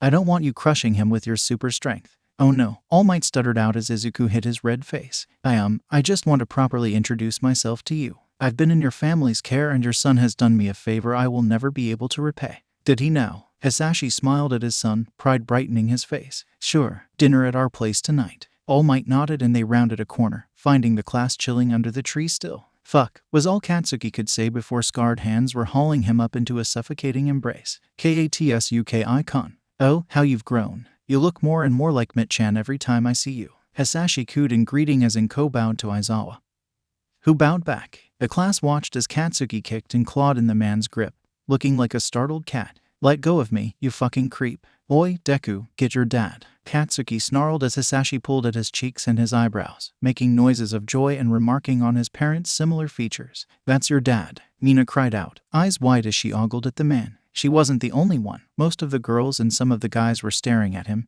noting his similar features to their classmate. If that was what was shared between them, they could only imagine what Izuku would look like older. Whoa, he looks so manly, Kirishima whispered, sparkles floating around him as he stared at the scars decorating the man. He's been places and done stuff. Wow, Juru dryly commented as she took her offered drink. Way to state the obvious. He takes edgy aesthetic to a whole new level, Takoyami cawed quietly, dark shadow resting his beak on the boy's shoulder in comfort. The souls of the undead cling to his form in a type of shield. Shut up and drink your banana milk. Kaminari quipped and shoved the carton into the teen's hand. But dude, those scars are wicked cool. Did you get them fighting a villain? Now, Hisashi spoke as he finally let go of Katsuki, who all but scaled the tree like a feline running from a predator. It's not nice to ask about others' scars. It gives the ones who placed them there a bad rep when you find out how messed up they are because of these. Hisashi smirked like a shark and hugged Izuku from behind, regarding the students and teacher. Aizawa glared at the man. He must have recognized him. Nice to meet you all. I'm Midoriya Hisashi, Izuku's father. Hisashi swayed side to side with Izuku, humming, thank you all for being my son's soulmates. I need more coffee, Shinsu proclaimed loudly. He didn't have the energy for this shit. The lunch break was over too soon. Somehow it had ended with Hisashi suggesting they all go out for barbecue, making it a soulmate bonding excursion. All Might was invited on the excuse of him being a teacher, drawing less questions or suspicions from the students. After that it had fallen into relative peace, Inko and Hisashi drawing the two teachers into conversation of the lessons plans and material Yue had to offer while the girls hounded Izuku for details on his father. And then the break had ended and the students found themselves back in the stadium, waiting to see the bracketing system on who'd they fight. With only 15 of them left for the second part of the second course, there would only be 7 fights. Due to the odd number of students, one student would get an automatic pass to the third course. The 7 remaining students would advance onto the third and final course of the event, determining a winner of the sports festival. Ibara and Tetsu stood beside Mina and Kirishima and Tetsu making faces at each other. Uraraka, Ida, Todoroki, and Tsuyu flanked Izuku, subconsciously wanting to be closer while Katsuki glowered and glared at anyone and everyone. Hagakure chatted idly with 1B's Inagi and Rin, the two remaining students from the General Education Department silent as they waited for midnight. Now, for this second portion, it will be a bracketing system. Here is the roster. The chosen student to advance without fighting based on the odd number of students is Hagakure Toru from 1A. Midnight showed the projection and Hagakure gave a whoop of excitement, bouncing over to go watch from the stands. Izuku stared. Midoriya versus Shizaki. Bakugo versus Asui. Ida versus Todoroki. Kirishima versus Tetsu. Uraraka versus Yanagi. Mina versus Rin. Miyamoto versus Ria. The first match will be Midoriya Izuku versus Shizaki Ibara. All other contestants, please move to the stands until it is time for your match. Izuku and Ibara stood there as the students filed away. Midnight moved from the stage, leaving the two in tense silence. Izuku lowered his eyes to his hands, clasping them together in a prayer. He closed his eyes, bowing his head as his wings tucked up against him. He heard a soft buzzing, accompanied by the faint sound of an organ playing. It wrapped around Ibara like a protective sleeve, encircling her. You can't hear them, can you? Ibara spoke up, eyes glossy as she stared at the air to the side of Izuku's left ear. You can't hear the voices, can you? Izuku gave a pained, sad smile, his posture slumping forward slightly. Sadly, I can't. But you can, right? Loud and clear. Izuku's eyes glowed like a beacon behind his glasses. After all, you are a prophet. Ibara smiled, thin and bemused, her eyes sharpening. They whisper about you all the time. They whisper and warn and want me to heed their words. I listen the best I can, but sometimes they are too loud to understand completely. But it is God's will that I hear them, and for that, I am eternally grateful. What do they say about me? Izuku asked as his wings stretched out, expanding to their full length. The others without a mortal body. The angels. Ibara breathed out, face slackening. Her eyes shuddered in their sockets, and when she spoke, thousands of wind chime voices laced with her words. You are danger. The ground under him splintered like wood as thick ropes of vines shot up, nearly impaling him. Izuku lurched backwards, wings tucking in tight as he felt a rush of grace coat the vines. The angels were doing more than just speaking to her, it seemed. Izuku stumbled, nearly tripping over his own feet, as he reeled back. He pumped his quirk into his legs, feeling that familiar snap of his bones breaking as green electricity raced up his thighs. The ground under him cracked as he lunged forward, eyes flashing a bright gold as he drew a fist back. He pivoted at the last second, disappearing from in front of Ibara. The air crackled as he rounded behind the girl, fist raised again to punch. He threw his arm forward, the momentum making his entire body twist. Thick vines shot up like a wall, taking the impact of the enhanced punch. Grace laced up the vines, protecting them as dust kicked up and a mushroom of wind blew across the stadium. The audience shielded their faces from the gusts of wind, blinking grit and dirt from their eyes. Ibara's vines opened in a hole, letting her fling herself out of the gap. She used the vines as a springboard, twisting in the air in a spinning kick. It landed perfectly against Izuku's temple, sending him tumbling. Izuku's wings fluttered out as he scrambled up to his knees, throwing his arms out just as a wave of vines slammed into him. Ibara is not giving any room for Midoriya-kun to counteract. There has been no break in their fight since the moment it began. Just what have these heroes in training been learning? Not enough. Aizawa's monotone drawl sounded after President Mike's loud announcement. He's wide open. True enough, 3 vines wrapped around Izuku's unprotected middle and flung him upwards, the wind whistling in his ears as he went airborne. The vines loosened, instead falling away to cling to his ankles. Izuku's wings stretched out just as he was jerked back towards the ground, his eyes watering from the speed at which he was being dragged. His wings fluttered helplessly and he slammed into the ground, his world whitening for a moment. Izuku blinked black spots out of his vision to find Ibara standing over him, her blank eyes almost gold against the shadows casting over her. Tainted one. The voice that escaped her lips was not her own, and Izuku's wings thrummed, his pupils expanding to engulf the whole of his irises. The air between the two of them seemed to thin, the girl's vines moving to sway around her like wings being ruffled in a gentle breeze. Something in Izuku clenched and throbbed, squeezing tightly in his chest. Tears burned and fell steadily down his dusty cheeks, his trembling hands clenching into fists. That voice, that tone, it sounded like his dreams. Like the harmonious voices of liquid gold and gentle loving, of eternal comfort and safety, it called to him. As if doused in ice water, a full-body shudder overtook Izuku, causing his thoughts to spin dizzily. He was in a fight. He was in a fight and currently getting his butt handed to him. Foregoing the tears blurring his vision, Izuku threw himself forward. Ibara's eyes went wide, light returning to her eyes as Izuku tackled her backwards. His wings stretched over them like a dome, his grace almost burning as he tried to deflect the vines slamming into them. It hurt. It really, really hurt. While normal quirks would be harmless to his wings, anything coated in grace or taint would automatically turn into a deadly weapon. Grace worked like a double-edged knife, ready to both harm and protect him. Ibara grabbed at his shirt collar, trying to block his airway as he buried a hand into her hair and pinned her down. His eyes were blazing, teeth gritted as he stared down at her. She glared back, tears trickling as she bared her teeth as well. I do not wish to fight you, Ibara spoke softly, her voice cracking. He loves all and does not wish for you to be in pain. Neither myself. But they won't stop and they keep getting louder. Then make them be quiet, Izuku snapped out, something warm steadily oozing down his exposed back. The tears were beginning to thicken, his breathing labored. It hurt, it hurt, it hurt. You are not my precious person or my beloved enemy. Red dripped onto Ibara's cheek and her eyes went wide. I do not have to hold back. Izuku's wings shuddered. It had started as indistinguishable gibberish, like thousands of birds chirping. They overlapped into blurbs of screeching noise without any way to discern what the words were. The sound would grow in volume that she swore could make her ears bleed, the high-pitched tone impossible to be human. It had started as indistinguishable gibberish. It had grown to snippets of words, scattered and scarce in their meaning or coherence. Die, sin, pray, plan, him, father. For years, the words came with the wind, leaving her chilled like winter had settled in her bones. For years, the words repeated without any changes. The tones were almost genderless, just suddenly in her mind in a voice she knew was not her own. The words always carried a sense of something more, something otherworldly. The voices whispered of sadness for old souls or caution for those who felt off to her. They sung praises and harmonized oversights of religious items, drawing her interest and begrudging reluctances to fall into Christianity faith, if only to find a reason for these voices. She never did. Then, when she was in her last year of middle school, the voices suddenly began screaming. Awaken, soulmate, danger, danger, danger. Her dreams were replaced with nightmares, flurries of images too chaotic to completely comprehend.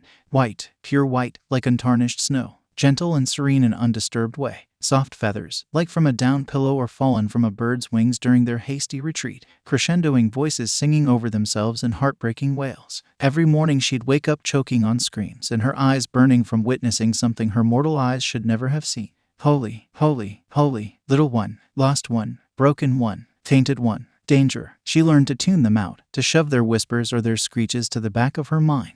She learned to pretend they were but music in the air, to save herself from the strange looks her peers gave her. One word became more prominent as the days passed, drowning out the other chattering in her buzzing mind.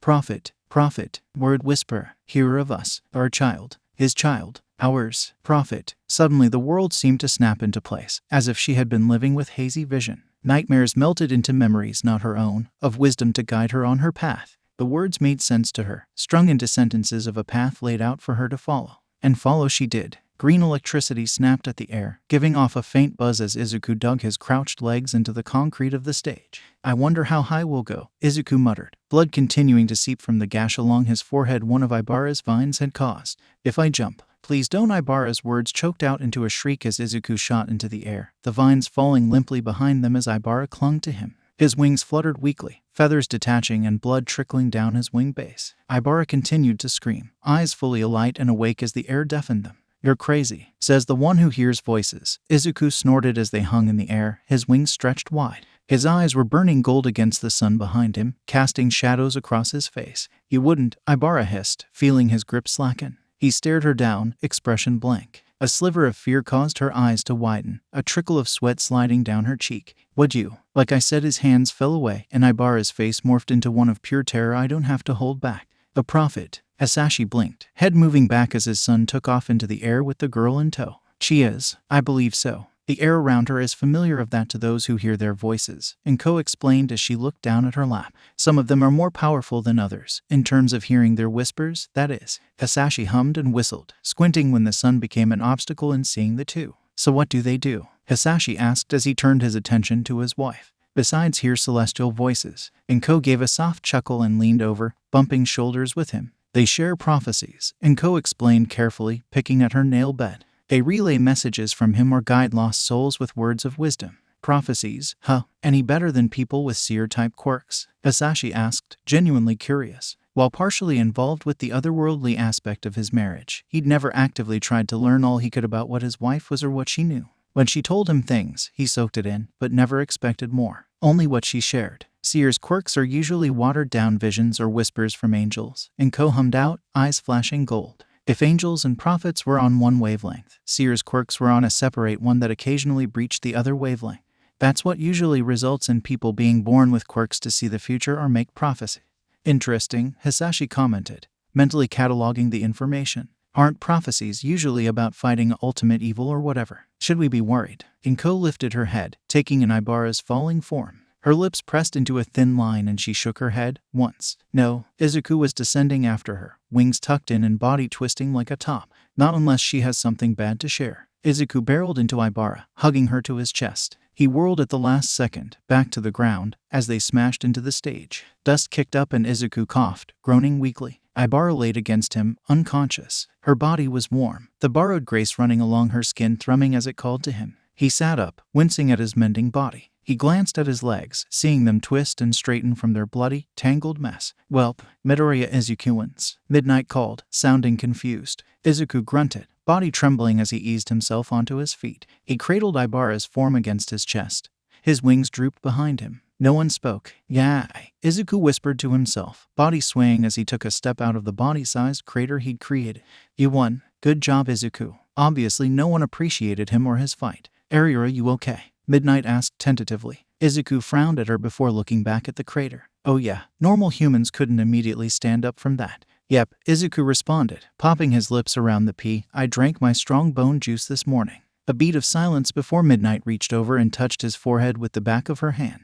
"You don't have a fever," she muttered, as if concerned he was delirious from a high temperature, "but let's get you two to recovery girls anyways." Izuku tightened his grip on Ibara as Vlad King walked out onto the stage to escort them off. He eyed the teacher for a moment before releasing the girl over to his awaiting arms. He was subjected to a once-over from the bulky man. "Can you walk by yourself?" The man's eyes slid to the bloody holes coating Izuku's jersey pants. Izuku bobbed his head up and down. "Of course, thank you for your concern," Izuku spoke and took a step forward. White-hot fire shot through his wings and his vision spotted black. He gritted his teeth and followed after the teacher, leaving the eerily silent stadium behind. Next up, Bakugo vs. Asui. All Might was waiting with Recovery Girl when Vlad King led Izuku into the clinic. He laid Ibara out onto a bed and turned to Izuku as the boy hopped up onto the opposite bed. Honestly, Recovery Girl sighed, tapping her cane against the tile flooring. "Can't we have 1 year without having students nearly kill themselves or others during these events? Wouldn't want a repeat of 20 years ago." Vlad King joked, only for his expression to fall at the fierce glare Recovery Girl sent him. "We don't talk about that year," she hissed lowly, and All Might coughed into his closed fist, ending the conversation before it could continue on in front of Izuku. He looked between the three curiously before locking eyes with All Might. His face stretched into a large grin, his wings trying to flutter excitedly but failing horribly. "I'll see myself out." Vlad King sniffed and left, leaving an awkward silence in his wake. Recovery Girl sighed and hobbled over, planting a kiss on Ibara's forehead. Her body glowed, healing speedily. The hero turned to Izuku, eyeing his seemingly uninjured form despite the bloodstains saying otherwise. "I won't ask." She sighed and turned back to her desk. All Might glanced at her before stepping over and sitting down beside Izuku. He reached a hand out, planting in between Izuku's wings. The change was instantaneous. Izuku's body slumped forward like a doll with its strings cut and his face fell. His wings tucked in close, pulsating as they healed against All Might's touch. "Your body can't handle the strain of one for all." All Might whispered softly, casting a look at Ibara's unconscious form. "I could almost hear your bones shattering, Midoriya-kun. That isn't good." "I heal faster than humans," Izuku argued just as quiet, eyes heavy as he stared at his dangling feet over the edge of the bed. "My body is probably the perfect host for such a self-destructive quirk." All Might stared him down, lips pulled tight in a grim line. "Don't say that," he spoke, watching those wings stretch out as feathers rapidly regrew and the dried blood at the bases disappear. "Don't ever say that." "Why though?" Izuku asked, kicking his feet. His eyes were glowing under the shadows of his bangs. "It's true. I doubt my body will fully ever get used to this quirk. My mother's quirk is so weak because of her grace, mine might be the exact same way." He closed his eyes. "This might just be my drawback to having more than what I was gifted." "Midoriya-kun." All Might looked over at Ibara as she stirred. Her eyes fluttered open and she sat up, blinking dazedly at the two. "All Might," Ibara asked slowly, words slurred. "Oh, I lost. This is the clinic." All Might nodded and Ibara moved to have her legs hanging off the bed. "Congratulations on your victory, Midoriya Izuku-san. It was God's wish for us to fight and for you to win." Izuku kept his eyes closed and just nodded, once. Ibara hopped off the bed and, after checking with Recovery Girl, left. All Might looked between the two, feeling that settling emotion of confusion he was growing accustomed to. "Are you even of age?" Dabai questioned as he looked down beside him. His companion stuck her tongue out, her blonde hair tied up into two messy buns. "Haha," she dryly commented as she pushed open the door to the underground bar. "Very funny, Dabai." Dabai shoved his hands into his pockets and followed her in, squinting against the harshly dark lighting. It made it almost impossible to see. Narrowing his eyes even more, he looked for the girl. She gave off a faint bodily glow, like a veil of shimmering gold against her skin. It made her the perfect human-sized travel beacon. Someone squeaked as the two opened the second door leading into the bar. Who invited the kids? Several pairs of eyes sized the two up, and Dabai's companion stepped closer to him, partially in front as if to shield him. Hi. The girl cooed out, golden eyes sparkling. I'm Toga Himiko, and this is my adorable Dabai. Toga gestured to Dabai, who hunched his shoulders up as the black misty bartender eyed him with his glowing yellow slits. We're here to join the League of Villains. Silence met Toga's announcement, and she tilted her head to the side, humming as her lips pulled into a tight-lipped smile. Why? The man in the corner asked, shadows cloaking him. He shifted, stepping closer to the bartender, and Dabai's legs nearly buckled if not for Toga pressing into his front. His horns were chipped and cracked but twisted in a mockery of ram horns, curving upwards and out. They seemed to be still growing, the ends looking like they were broken off. His skeletal-like wings hung limply behind him, filled with tears and holes but glistening like wet obsidian nonetheless. The air around him was heavy and thick, shadows clinging to his form like a cloak. Toga gave a full-body shudder against Dabai, a breathy sigh escaping her as she smiled widely to the man. You like those chocolates, right? Toga asked, and the man froze, body tensing. I'll give you more, so much more. We want to join you, Shigaraki Tamura. Here. Toga turned and gently reached around Dabai's trembling torso to grab at his backpack. She rummaged through it, cheek pressed against his chest, and made a triumphant trill in her throat. A wet thump sounded as she tossed a decapitated head over to Shigaraki, wiping stray drops of blood off onto her cardigan. The patrons in the bar stared at the head. That's the politician for this prefecture. The bartender spoke up finally, slits slightly wider as he stared at the familiar face. Yeah, Dabai spoke up, voice raspy. Shigaraki's red eyes slid to him and he stood his ground. He advocated for tighter security around the cities against villains. This sure showed him, right. Think of this as our trial to get in. We passed, didn't we? The computer screen near the back of the bar suddenly blared with white noise before a shadowed figure flashed across the screen. You've proven yourself worthy, a disembodied voice sounded from the monitor. Welcome. Toga's razor-sharp grin was enough to make some of the rougher-looking patrons edge away in caution. Katsuki trudged up towards the stage, head bent down and eyebrows furrowed. He'd been quiet the entirety of Izuku's turn, eyes unmoving as they watched the fight. While his classmates around him hissed and whined at Izuku's injuries and near loss, Katsuki had been unable to do anything. His heart hurt, watching blood leak from that freckled skin. It reminded him of too many times his hands had laid upon Izuku with intent to harm, of too many times of burned feathers and echoing howls of pain. He watched him get tossed into the air like a ragdoll pitched to be caught, and his stomach had dropped when Izuku slammed into the unforgiving cement instead. Tsuyu saddled up behind him as they walked up the stairs, Katsuki's eyes tracing over the filled-in crater that Izuku's descent with Ibara had created. Despite the best efforts to clear it up, Katsuki had the shape and size burned into his mental eye. Almost sickeningly guilty feeling motivating the need to remember. Ibara must not have been human, or at least not fully using human abilities, because no one but Izuku's beloved enemies could strike against him. Katsuki knew this. Personally, Tsuyu casted a look at Katsuki, humming softly to herself as the two stood across from each other. The crowd had been silent, subdued, still trying to understand the previous fight. Midnight didn't blame them. It had been intense and all the wrong reasons. All right, you two. Midnight spoke as she looked between them. Please don't put any craters in the stage. Begin. So, Dabai sat in one of the only booths in the bar. Toga claimed his lap, as if there weren't an abundance of chairs to choose from. She'd pulled her long hair out of the buns, brushing it to the side into a braid out of boredom. He has wings. You shouldn't really be surprised. Toga mused softly as she leaned back against Dabai's chest, her eyes closing half-lidded as she felt her scars throb. I mean, you've seen my memories. Still trying to get used to that. Dabai grumbled into her shoulder, somehow already immensely comfortable about the girl. He wasn't going to think about it. So he's a demon, right? His eyes narrowed in thought, trying to recall the scattered snippets of memories he'd been shared.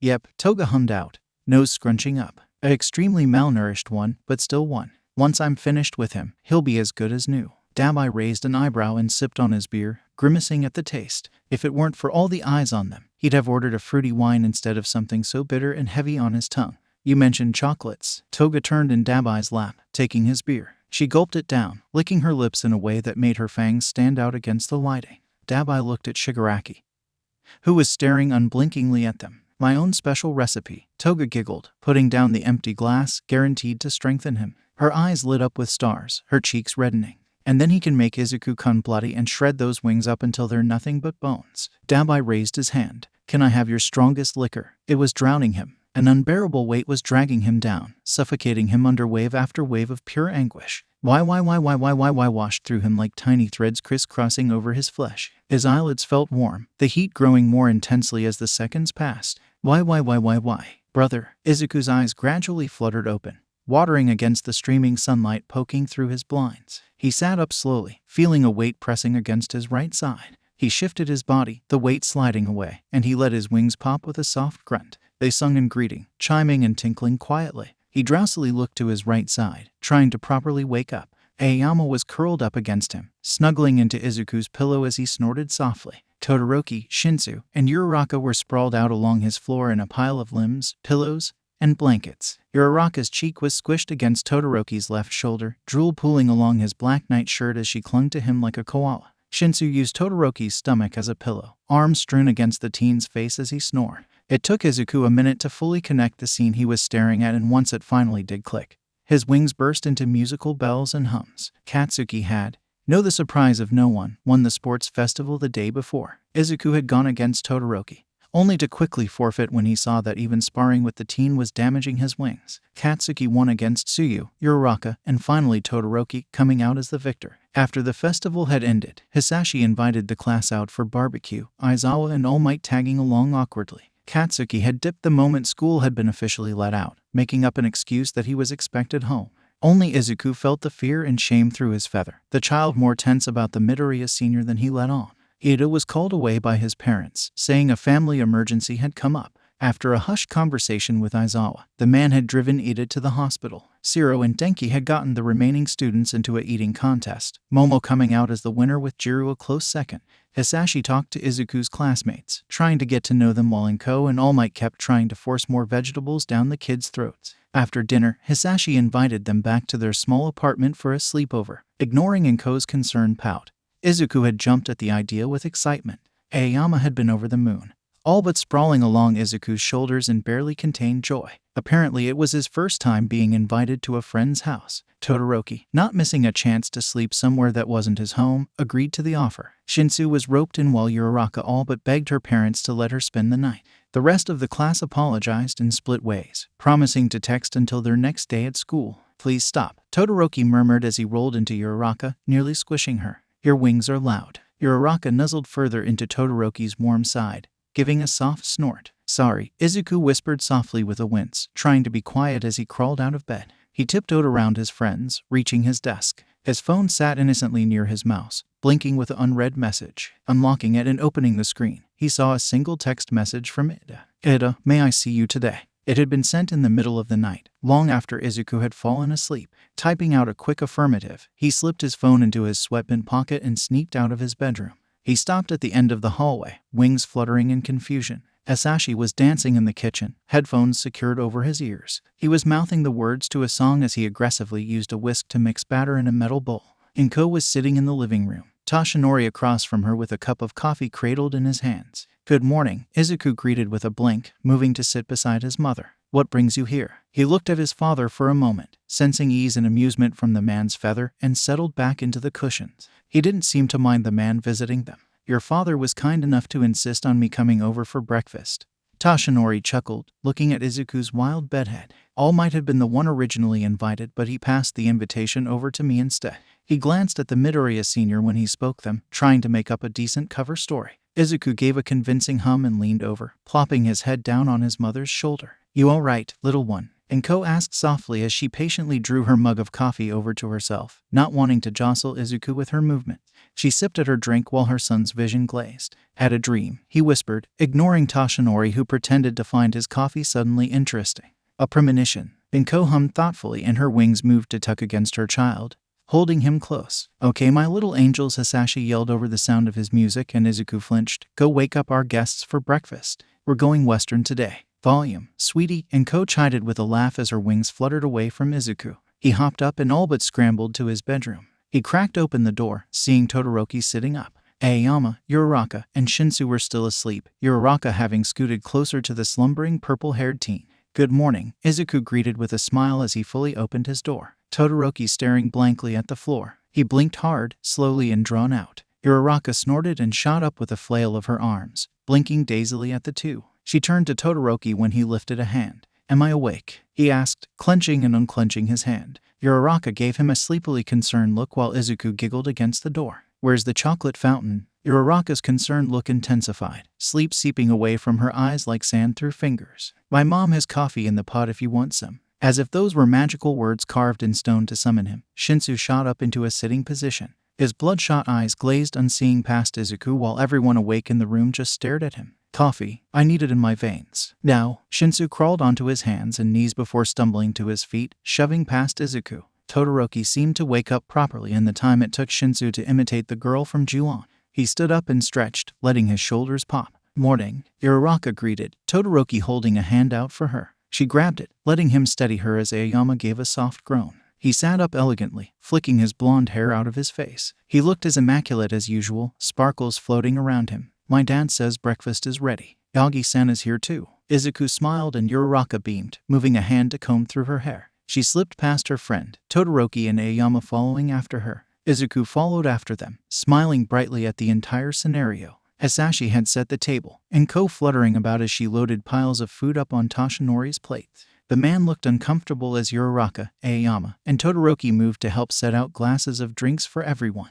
Hisashi took off his pink, frilly apron and gestured for Izuku to sit down. "We usually don't pull out the foldable table." Izuku laughed, pulling out one of the mismatched chairs along the plastic table. "We've never had so many people over, huh?" He looked around. "Where's Shinsu?" Claiming the coffee pot, Aoyama spoke, jetting a thumb over to the kitchen, where Shinsu was huddled against the corner where the coffee brewer was. He was hugging a cup to his chest, breathing in the steam as it coiled in front of his face. "I think he hissed at your father when he reached for the pot." "It's mine," Shinsu whispered threateningly, moving closer to shield the pot. Toshinori looked mildly impressed and mildly disturbed at his students as they just waved Shinsu's behavior off with laughs. "Thanks for having us over and making us breakfast." Uraraka spoke as Inko tucked into her chair, spreading a napkin out over her lap. "It looks delicious." "Thanks. A buddy of mine loves breakfast food, so when we're housing together, he makes sure we eat." Hisashi stabbed into a pancake, dragging it onto his plate. "I've also gotten used to just grabbing what you can eat, so dig in." "Thanks for the food." The teens were quick to dig in, making various noises of appreciation at the taste. "You all were so wonderful yesterday," Toshinori spoke after taking a sip of milk. "All Might was very proud of you all. He won't stop complimenting all of your splendid work." Uraraka's chest puffed out in pride while Todoroki's left side steamed a bit. "Uraraka-san, you really impressed me with Kaken," Hisashi complimented as he took a bite of his pancake. "I've never seen him look so panicked before." Uraraka flushed further as the boys began to chime in the compliments. "It just sucks that I didn't beat him." The girl laughed around a forkful of eggs. "You gave him a bloody nose," Shinsu spoke up, shuffling over to an empty chair. He plopped down and jumped when Hisashi placed down a plate in front of him. "I think that's better than beating him." "I agree," Aoyama spoke as he cut up his pancake into small triangles. "You were very creative with that rubble." It pegged him in the face elegantly. Hisashi tried to stifle a snort behind his mug of coffee. The teens snickered to themselves, remembering the glorious moment. Uraraka had used her quirk to float up various sizes of rubble, suspending it over Katsuki's head without him realizing. When the moment was right, she'd release the chunks of cement, letting them fly at the teen. One of the larger chunks had smacked him right in the face like a sturdy baseball, letting a hollow crunch echo quietly in the air. Uraraka had been momentarily stunned when blood began to steadily drip down his face and Katsuki's eyes had promised death. She silently wondered if that was the cause of her downfall. "So what are your plans for today?" Inko asked as she placed her utensils down, dishes empty of food. "I'm going to spend the day with my parents," Uraraka exclaimed, her own dishes licked clean. "They came to visit me for the festival." She gathered up her dishes, stacking them as Aoyama sipped his orange juice. "I'm going to go clothes shopping," the teen explained as he dabbed at his lips with his napkin. "I need new clothes. My current wardrobe went out of style yesterday. You go by the seasons." Shinsu snorted and stabbed viciously at his pancakes. "I dunno. Train with my staff, I guess." His face spasmed, trying to hide how giddy he seemed at the prospect. His expression smoothed out as he saw Todoroki's downcasted look. "Wanna join me, Princey? Only if you never call me that again." Todoroki spoke and Shinsu gave a lopsided smirk and nodded his head. Izuku stacked up his dishes, giving a parting prayer of thanks for the food before beaming at his mother. "I'm spending the day with Ida-kun today. He asked me to visit him." Uraraka and Todoroki shared glances, Cylindy worried for their class president. Izuku went around, collecting dishes. He left Toshinori's, giving the man a stern glance to eat more food. Even healing, he still had a horrible diet. I guess I'll do a bit of work then, Hisashi mused aloud, leaning back in his chair. Toshinori and Izuku were the only ones who noticed Inko's sharp gaze at her husband. So Yagi-san, keep my wife company for the day, okay? He smiled like a cat. All narrowed eyes in Koi's smile. Toshinori choked on his rice, eyes bulging while Inko just sighed. What am I doing to do with you? She teased lightly. Her husband and son were the only ones who could hear the sad tinker of her wings. 12 hours prior, his mind was a cluster of static, feet on autopilot as he surged down the hallway. He ignored the call from the nurse, barely restraining himself from using his quirk. He had to move. Faster, faster. Tenya's mother called out, face pale. Her frame looked thin, shoulders hunched up to make herself look smaller. A handkerchief was gripped tightly between her hands, stains with splotches of tears. He's been sedated. You wouldn't. Ada shoved past her, throwing the doors open to the intensive care unit ward. As if a hammer had slammed into him, the breath left his lungs in a shuddered wheeze. His brother looked so prone on the white sheets, smears and drops of red burning into his vision from the intense contrast. Bandages wrapped around his head and face, his torso a mismatch of bruises and cuts. Dry blood caked along his neck and abdomen, wires and tubes intertwining all over. No.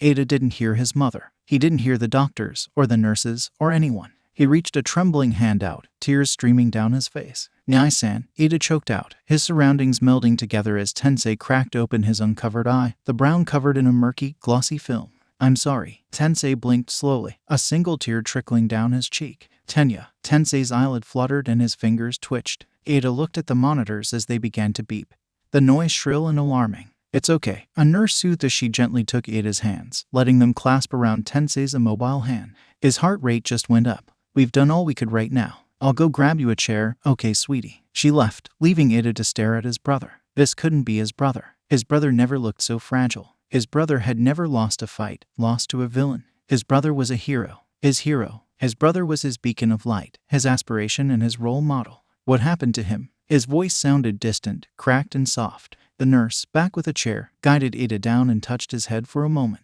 Stain, the hero killer, nearly got him, she whispered softly, moving to the opposite side of the bed to check the monitors. He was paralyzed from the waist down. No, Ada immediately denied. That can't be true. He needs to be able to walk. Ada turned blank eyes to his brother's slumbering form. Without his legs, ingenium, he stopped, unable to force the words out. The nurse sent him a sympathetic look and turned her attention back to the screen. Ada didn't know how long he sat there, eyes trained on his brother's steadily rising and falling chest. At every tiny beep or alarm that went off, he'd jolt, eyes flying to the monitor. Tensei's breathing mask had been removed, the man coming in and out of consciousness in the hours Ada hung at his bedside. The nurses, when they stopped in to change his bandages or check his catheter, kept trying to reassure Ada of his brother's recovery. There couldn't be much reassurance, though. He was paralyzed. Ingenium was dead, buried in the alleyway they found Tensei in. There was no helping Tensei. Even with the medical and scientific advancements society had made since the birth of quirks, there were some things they still could not achieve. Repairing the spine to the point of mobility was still too risky of a procedure to accomplish. It'd take nothing short of a miracle to heal his brother, to fix him, repair him good as new, leaving the night nothing more than a feverish nightmare spawned from dark fears and anxieties. But miracles were nothing but pipe dreams, born from desperate hope. Ada's chest warmed considerably and he jumped, looking down.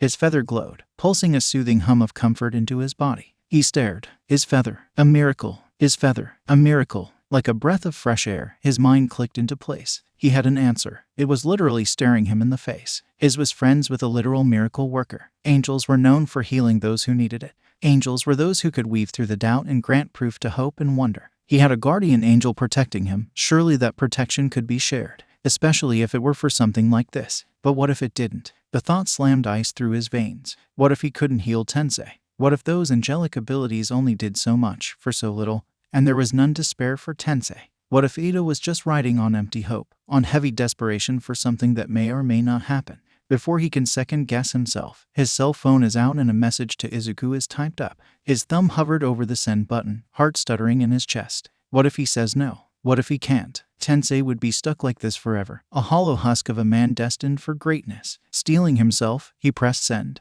It had to work. Izuku had to help him. He had to. New tears trickled down his cheeks, burning trails down his pale flesh. He needed Izuku to heal his brother. Without his hero, he was lost. Midoriya-kun, Ida called from the bench, shoulders slumped. Izuku stepped down the stairs leading to the terminal. Thank you for coming. Dark shadows encased his eyes, almost hidden by his glasses. Thank you for inviting me, Izuku spoke softly, smiling thinly as his wings drooped. Ida's feather wailed. How's your brother? Ida winced, glancing up at his friend. His eyes were red-rimmed and bloodshot, complexion sickly in the morning sun. Did you sleep at all? No, Ida responded honestly, seeing no point in lying. Let's go. The train's boarding now. We're going to visit your brother, Izuku asked as he followed Ida into the fortunately empty compartment.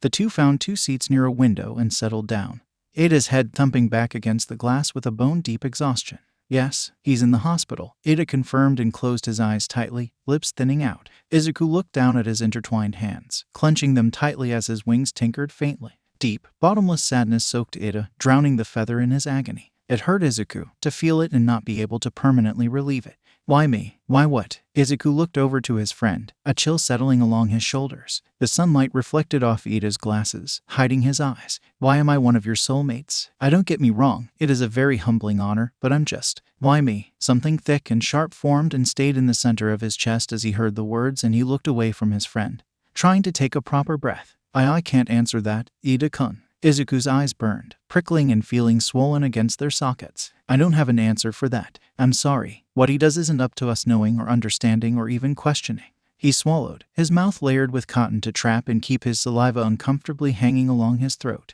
His head felt heavy, like his brain had been replaced with stuffing. He didn't want to have this conversation. He didn't want to talk about these types of things. I am glad we're connected. Ida sat there silently, taking in his words. The rest of the train ride was silent. Nai-san, Ida announced as he slid the door open. I'm back with Midoriya-kun. Izuku followed, steps hesitant as he stepped into the hospital room. Ida Tensei sat up, swarmed by pillows. His arms and legs were elevated and casted, wrapped in pasty white bandages. He turned from the window, smiled gentle as he looked at the two. Tensei greeted and turned his eyes to Izuku. And you must be Midoriya-kun. Hello. His voice was raspy, bruises along his jaw and neck. Izuku bowed his head politely, eyebrows pinched up. Machines beeped, various cords connecting to Tensei's exposed chest or arms, IVs pushing or steaming fluids from his body. Bruises and scrapes littered his flesh, adding to the image of a defeated hero. I'm sorry for visiting. Izuku spoke carefully, eyes sliding to Ida as he sat down next to his brother. I hope I'm not making you uncomfortable. Tensei's expression shuddered and he gave a faint, raspy chuckle before he shook his head. No, it's okay. Please, come sit. He weakly gestured to a free chair with his arm, face pinching for a moment in pain. Ida's hands curled into the blankets and his feather flared in remorse at the sight of his brother suffering. With a sudden snap of clarity, as he slid into a plastic chair near the wall, Izuku knew why he'd been invited. He closed his eyes, steeled himself, and sighed. So you're Tenya's friend. He talks a lot about you. Tensei spoke with a friendly laugh, arm slow as it lifted top at Ida's head. Ida ducked his head, knuckles white from his grip on the sheets. You and your Uraraka-san and Todoroki-kun. I'm blessed to have Ida-kun as a friend. Izuku spoke immediately, forcing his voice to keep steady. I couldn't have asked for a more precious friend. Tensei's expression brightened, hearing such praises for his brother. How romantic. He chuckled. I bet Tenya is so happy to have you as a friend too, right? Tensei glanced at his brother for confirmation, seeing him staring down at his covered legs. Tensei's smile faltered and he tried to meet Izuku's eyes. I heard you're a huge fan of heroes. I really am, Izuku whispered out, heart clenching painfully. I'm a huge fan of you as well, Ingenium. Tensei and Ida both flinched at the words. I'm not Ingenium anymore, Tensei choked out, hands trembling. Ida reached out, grabbing them. Stain let me live but He sniffled. Sorry, I'm sorry for this. He sniffled again. I can't be a hero anymore. His watery gaze focused on his covered legs and Izuku looked away, trying to give the family privacy. It'll be okay, Ida wanted to scream. I have a plan to heal you, to help you. He kept his mouth clamped shut, unable to utter the words that'd either make or break his brother. Of course, he'd spent the night going over every possibility, every idea or dream, every contingency plan in case his last hope failed. He knew the what-ifs. He knew the percentage of rejection, of the impossibility of his request. He knew. Midoriya-kun. He swallowed down the lump in his throat. Let's go get a drink. He stood up, patting Tensei's hand. Izuku braced himself and nodded, following his friend out. There was a stifling silence that followed on their heels as they walked down the hall towards the vending machine. Ida stopped in front of it and stared at the selections, eyes on Izuku's reflection. They say they can't fix him. His voice echoed in the empty hallway. Tensei's room positioned in a closed-off area only accessible to hero patients and their family. Really? Izuku's reflection was staring at the ground, wings drooped low along his back. How his spine was damaged, there is no hope for him. He'd need a miracle. His reflection seemed to deflate at those words, as if they were a needle pierced to pop him. Can you heal him? Ida's heart hammered in his chest, nearly drowning out all noise around him. This was it, the moment of truth. His stomach clenched and twisted, seeing the angel's lips open. I can't. Izuku's eyes squeezed shut as if in physical pain, his hands trembling as he clasped them together in a prayer. I'm so sorry. Ida's face pinched up. He breathed, and tried to talk over the tightness in his chest. What do you mean, you can't? His world was falling around him, dimming and darkening until all he could focus on was the burning light of the boy behind him. He rounded, eyebrows knitted tightly together. His body trembled, black spots chasing across his vision. When was the last time he'd slept, ate, done anything besides hover over his brother's bedside, praying to a deity he didn't believe in for some sort of celestial intervention? You're an angel, an angel. Ida raised his hands to his face, knocking his glasses askew as he dug his palms into his eyes. Can't they perform miracles or something? His voice cracked. This was his last hope. His last hope, and it was useless. Pure stubbornness and determination kept him standing, his knees nearly buckling. You can heal people. You've healed us when we've been hurt before. His voice sounded too loud in his ears, and for a split second, he feared someone hearing them, hearing his words, jeopardizing Izuku. But something hot and black coiled around his thoughts and his heart, and he decided he didn't care. Izuku wasn't going to heal his brother. Izuku wasn't going to help Ida preserve his beacon of light. Izuku sucked in a breath and hunched his shoulders up, trying to appear smaller. I can't. I'm sorry. Not yet. A voice whispered deep in Izuku's soul. I can only heal my soulmates. Can't you, give him my feather? He stepped closer, cornering Izuku. This was his last-ditch effort, bargaining away his own protection for his brothers. It was worth it. Tensei deserved to be healed. He deserved to be a hero. It was worth it. Use my feather to heal him. His shoulders were shaking, hands clenching and unclenching. There was a faint crackling noise in Izuku's ears. He shook his head back and forth, gritting his teeth. I can't. You're a guardian angel. It came out as a watery sob. You're supposed to help me, protect me, right? He didn't want for Izuku to respond, heart shredding into bits as that tiny voice in his heart grew louder, more insistent. I'm hurting because of my brother's pain. I want him fixed. I need him fixed. Guardian angels are supposed to look out for you, right? Tears streamed down his cheeks. Izuku's trembling hands cupped his face, thumbs swiping at the droplets. Ida's eyes closed, shoulders slumping in defeat. Is this some sort of punishment? Izuku's eyes widened, his grip tightening against Ida's flesh. Ida-kun, no. Do you hate me? You have the ability to heal people, but you won't even fix my brother's legs. Ida knew he was being unfair. He was the one with expectations. He was the one who assumed, who hoped beyond hope, that Izuku could heal his brother. He shouldn't be taking his disappointment out on his friend. God, Izuku shouldn't even be in front of him, dealing with this. What was Ida doing? What was he actually doing? But his heart was heavy, hurt and bleeding, and he needed someone to suffer with him. He needed someone who suffer along with his brother and him. And suddenly, as if snapped taut like a rubber band, he understood what he had to do. He knew who to blame. He knew who had to suffer. He knew that the miracle might not heal his brother, but it would cease his suffering in the long run. The only problem was that with his sudden realization, he understood that Izuku would be more of a hindrance than a help. I'm sorry, Izuku forced out, not even keeping his tears at bay. I wish I heal him. I really do. Believe me, Ida-kun. I think the words were soft and almost sung out, as if the teen was suddenly struck with clarity that I don't need your feather anymore. A knife stabbed into Izuku's heart and held there. He bit back a cry as he stood under Ida's teary-eyed stare, shoulders hunched up to his ears. His wings were drooped down low, hanging limply as if dead. Well, what? He almost couldn't squeeze the words out. Phantom hands reached up and gripped tightly, keeping his air locked in his chest. It's unfair, Ida whispered, overlapping Izuku's hands with his own. His smile was brittle, transparent, and chipped to pieces. That I have this feather and my brother doesn't. That I can't give it to him. No, please, God, no. I don't want it anymore. I promised my brother I'd try to help him. I can't fulfill that promise. I really am honored that you were my guardian angel, Midoriya-kun, but I'm okay. I don't need you to protect me anymore. He couldn't speak, his words coming out in faint, gasping wheezes. Izuku's legs knocked together and he used his grip on Ida's face to keep himself steady. His world was spinning, blackening around the edges. Please don't. It came out as a shattered sob, punched out with force. Ida gently detached Izuku's hands and lowered them, his smile faltering.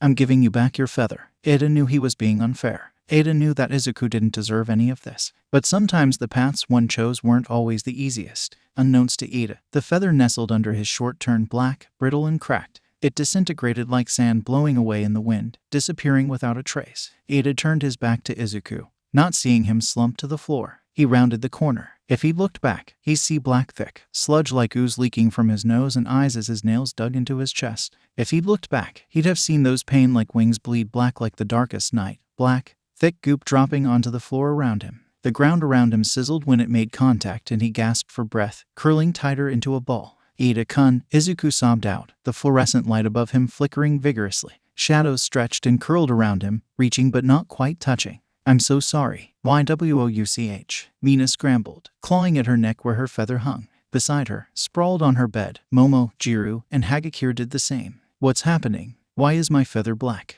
Hagakure shrieked out in alarm. The girl's feathers oozed black, blistering their skin and the blankets as they tried to get it away from their chests. What's happening? And as if it never transpired, the feathers flickered back to their glowing colors, instantly healing their blistered flesh. The four stared, nail polish and chips spilled across the blankets and floor of Mina's room as they stared.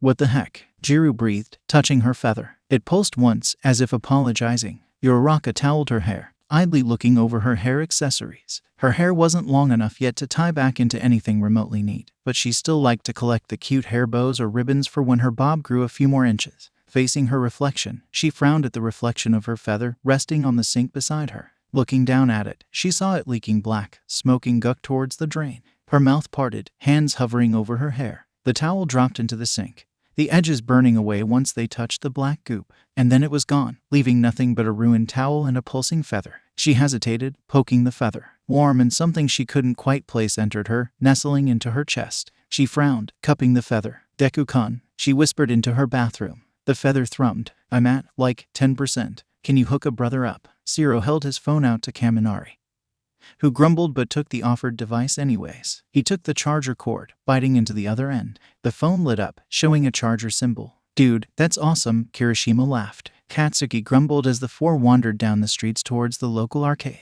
A portable charger without the hassle. Why am I with you guys again? Katsuki sneered at them without any real heat. Because you secretly love us. Kaminari snickered, words slurred around the charger. And because Takoyami had other plans with Kuda-kun, Shoji-kun, and Sadu-kun. So I'm second to Bird Brain. Katsuki ceased, only to jerk to a stop. The other boys followed. Kaminari made a strangled noise as he nearly dropped Zero's phone, free arm flailing as he tried to remove the feather from around his neck. Kirishima dug it out of his pocket, his arm turning hard to keep his skin from blistering. It didn't help and he winced. Zero tossed the feather back and forth in his hands as if it were a hot stone. Katsuki just took it out from his shirt, his hand shuddering as his flesh blistered and bled under the intense pain the black ooze caused. He stared, breath scarce in his lungs. His eyes were wide, something unreadable in his expression as the feathers flashed and healed, back to their normal color of rainbows. What was that? Kirishima spoke as he shook his hand out, phantom pain making his bones throb. I don't know, but should someone message Midoriya?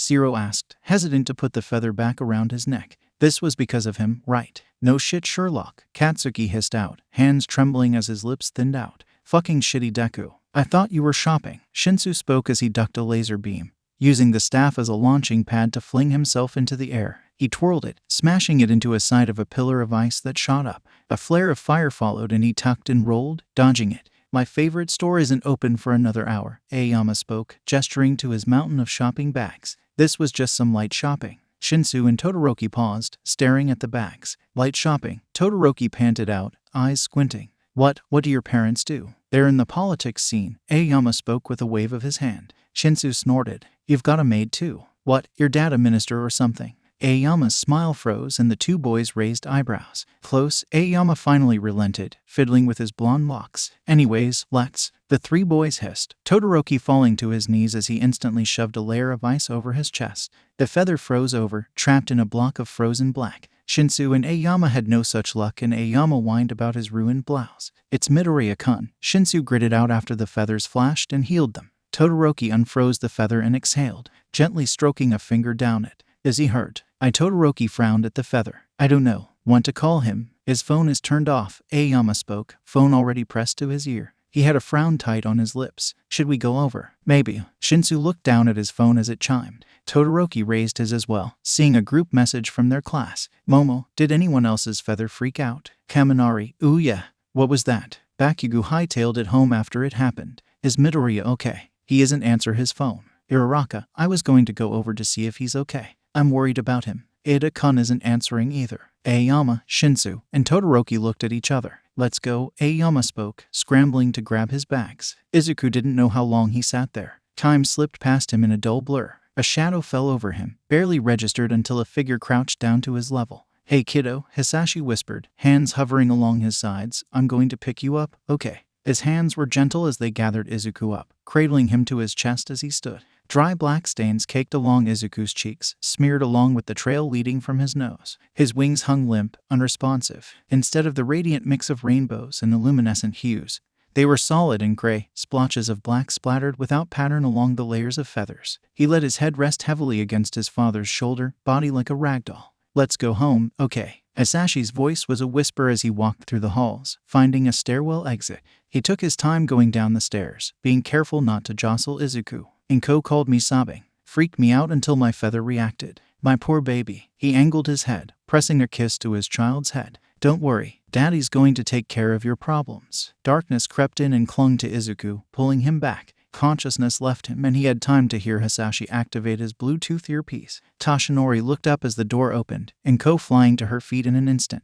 He'd barely managed to talk her to stop pacing, her hands wringing a dish towel until it actually ripped. She'd kept muttering about Izuku's feathers, his soul, and how horrible his soulmates were. Toshinori hadn't kept up with the conversation but allowed the woman to vent. My poor baby, Inko sobbed out as she greedily snatched Izuku from Hisashi's arms, the man trying to keep the two steady as she brushed her hands over his face. Oh my poor sweet child. He was with Ida-kun, right? Was it him? Was he the one who? Is he all right? Toshinori stared at the black lines along the child's slumbering face, his eyes falling to his discolored wings. His wings. He jolted, remembering Hisashi was in the room. The man merely took Izuku back, moving him to his bedroom. He should stay home from school tomorrow, Inko fretted, running a hand through her hair. This isn't. He shouldn't have had to. She dropped her head into her hands and breathed. Was he all right? His wings were. Toshinori felt so lost and helpless, his chest throbbing with phantom pain from his feather. I think you should go home for today.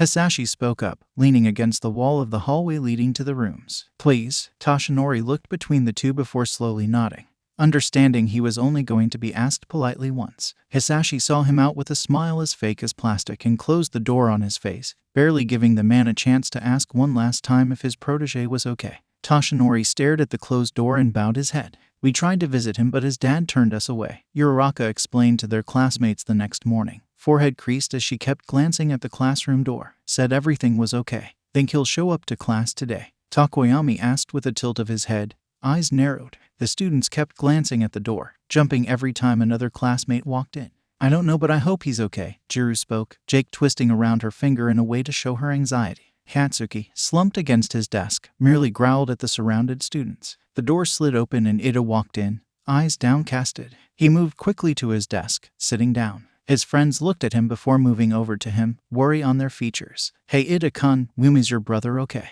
Momo was the one to ask, looking uncomfortable with her choice of wording. Ida's eyes went like ice, lips turned downwards. He's okay for nearly being killed, the teen spoke. Zero opened his mouth, only to snap it shut with a sharp click as the door slid open again. Izuku closed the door without a sound behind him, head bowed. Katsuki perked up in his seat, Shinsu and Todoroki doing the same.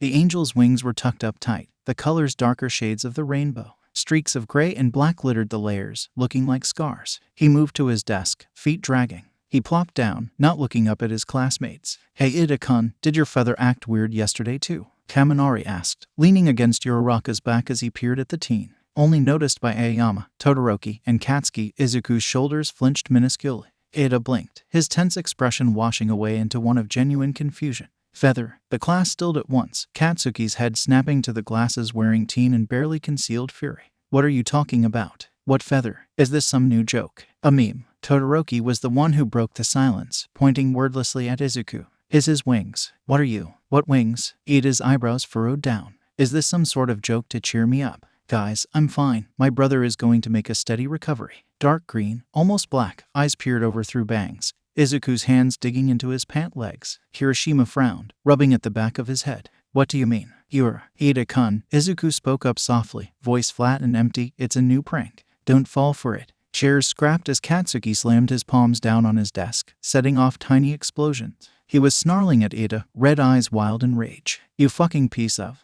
His palms smoked as Aizawa leaned against the doorway, glowing eyes trained on the teen. What's going on? He looked between the confused students, eyes falling on Izuku before flickering to his wings. Is it about yesterday? Taking in the tense air in the classroom, he exhaled. Okay, let's just get class over with. The students shuffled away, glancing back at the two students every once in a while. We're going to be choosing hero names for you all today. Any other day the students would be cheering and energetic over the idea of creating their hero names. Any other day, they'd be ecstatic. Any other day, due to your performances you've got pros and agencies interested in you. As a hero, you have to grow and learn from your seniors. One step towards being a hero is a name to distinguish yourself as someone who can protect.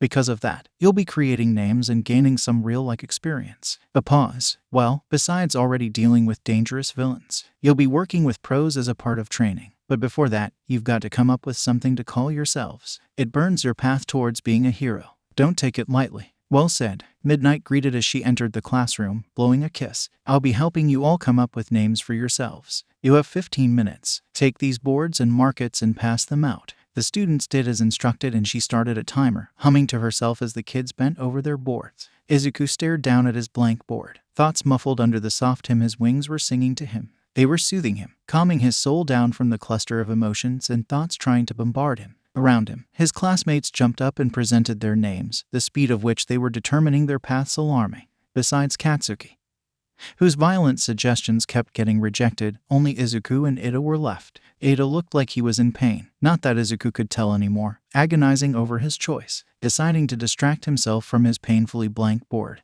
Izuku focused on Katsuki's feather, concentrating. He sent a whisper of volatile light through their bond, making it resound through his feather. He knew when Katsuki got it, shoulders tensing and head twitching to round towards him. Instead he wrote it down and presented it, the class mulling over his suggestion. Seems acceptable, Midnight spoke, squinting at it. Tasteful too. Good job. She gave him a thumbs up and he snarled, stomping away from the podium. He passed his desk, slamming his hand down on Izuku's desk. The class watched, apprehensive, as Katsuki leaned close to him. Don't expect a thank you, Deku. His feather pulsated, fingers brushing against Izuku's as Izuku lifted his head to meet his gaze. Waves of remorse and guilt crashed through him, almost drowning out the intense feelings of loath for Ada and the worry he felt. Katsuki was broadcasting loud and clear for once, not trying to hide his feelings from the teen. Wouldn't think of it. Kaken, Izuku whispered out and Katsuki's eye twitched. He stomped back to his desk and slumped down, crossing his arm. Ada moved beside him, walking up to the podium. Izuku kept his head bowed. Deku, he really was useless, wasn't he? You're so useless. He leaned over his desk, clenching his fingers around his marker. He really was. There was so much truth to those words. Kinda reminds me of Deku, you know. No, he didn't because he couldn't do anything. He couldn't even soothe the wounds of his soulmates when they most needed them. He was useless, utterly useless. A hand touched the corner of his desk and he jolted, looking up. Midnight was frowning at him, eyes wide with worry. You okay, kid? I was calling you for a while. Her eyes glanced at his empty board, moving to his murky eyes. Her frown seemed to intensify. You need to go to the clinic. Yes, please. Izuku spoke softly, slow and moving up from his desk. Surprising everyone, Katsuki was the one to move with him, grabbing him by the arm. I'll fucking take him, the teen spat, ignoring Midnight's chide of language. He hauled Izuku out of the classroom, scowl on his face as Uraraka and Todoroki glared at him. The door slid behind them, leaving the curious and concerned looks of their peers behind. You never told them, did you? Katsuki asked as he dragged Izuku down the hallway. Izuku glanced up from the tile flooring, gaze sliding away. I didn't want them to feel obligated. Wrong thing to say. Katsuki snarled and shoved Izuku away from him, into the boys' bathroom. Izuku stumbled, heel catching. He slammed into the tile walling near a stall and flinched as Katsuki slammed a palm down beside his head. That obligation, Katsuki spat, almost nose to nose with the angel, is your fucking soul. Do they know that your feathers are your soul? Katsuki used his other hand to bunch up the collar of Izuku's uniform, clenching tight. Do they know that you are actually giving them a piece of you? Kaken, Izuku began weakly, tears brimming his eyes. Please, not right now. Do those fucking piss ants understand that when they agreed to be your soulmates, to take that piece of soul, that you were sharing yourself with them? Katsuki leaned back, eyebrows pinched up. That fucking 4 eyes, he rejected you. Did he understand that by doing so, he destroyed a piece of your soul? Izuku screwed his eyes shut and ducked his head. Katsuki stared at him. None of them know, do they? Katsuki released Izuku with a breath, stepping back. You never told any of them that if they decided to one day reject your grace and your bond, that they'd essentially kill a part of you. Remember Katsuki? Mitsuki spoke seriously as she bent down in front of her child. That feather is Izuku-kun's soul. You have to be careful with it. He just received his feather from Izuku, cradling it to his chest like it'd break in a second. Izuku-kun's mom entrusted me with a piece of her soul. Mitsuki's gaze softened. And now you've been entrusted with her son's. You can't ever lose that feather, you hear me? You can't ever reject him. Why? Katsuki stared, innocent wide eyes and mouth parted. Mitsuki grimaced and touched her own feather, hidden in the depths of her pocket. Because you'd kill him. Again, the obligation. Izuku curled up as Katsuki raised a hand. Instead of releasing an explosion, he moved his hand, pressing his palm flat against Izuku's wing. A soft sizzling sound echoed the empty bathroom before a tinker followed. Izuku's eyes snapped open. Katsuki was staring at him. There is no obligation to share your soul, he whispered seriously. I've known since I was a child. The least you can do is tell those fuckers that they hold your life in their hands. They aren't worth it, Deku. Something fleeted across his face, but it was gone before Izuku could make sense of it. You would have been better if I was your only soulmate, because that turned out perfect. The tinker was gone, leaving nothing but the smell of burning flesh. Katsuki finally pulled away, his palm patching up. Do yourself a favor, for you, and be selfish for once. Tell them, protect yourself. Katsuki rounded and left the bathroom, leaving Izuku leaning against the wall. He slid down, drawing his knees up to his chest as he stared blankly at the opposite wall. Please guide me, he whispered into the air. I am lost.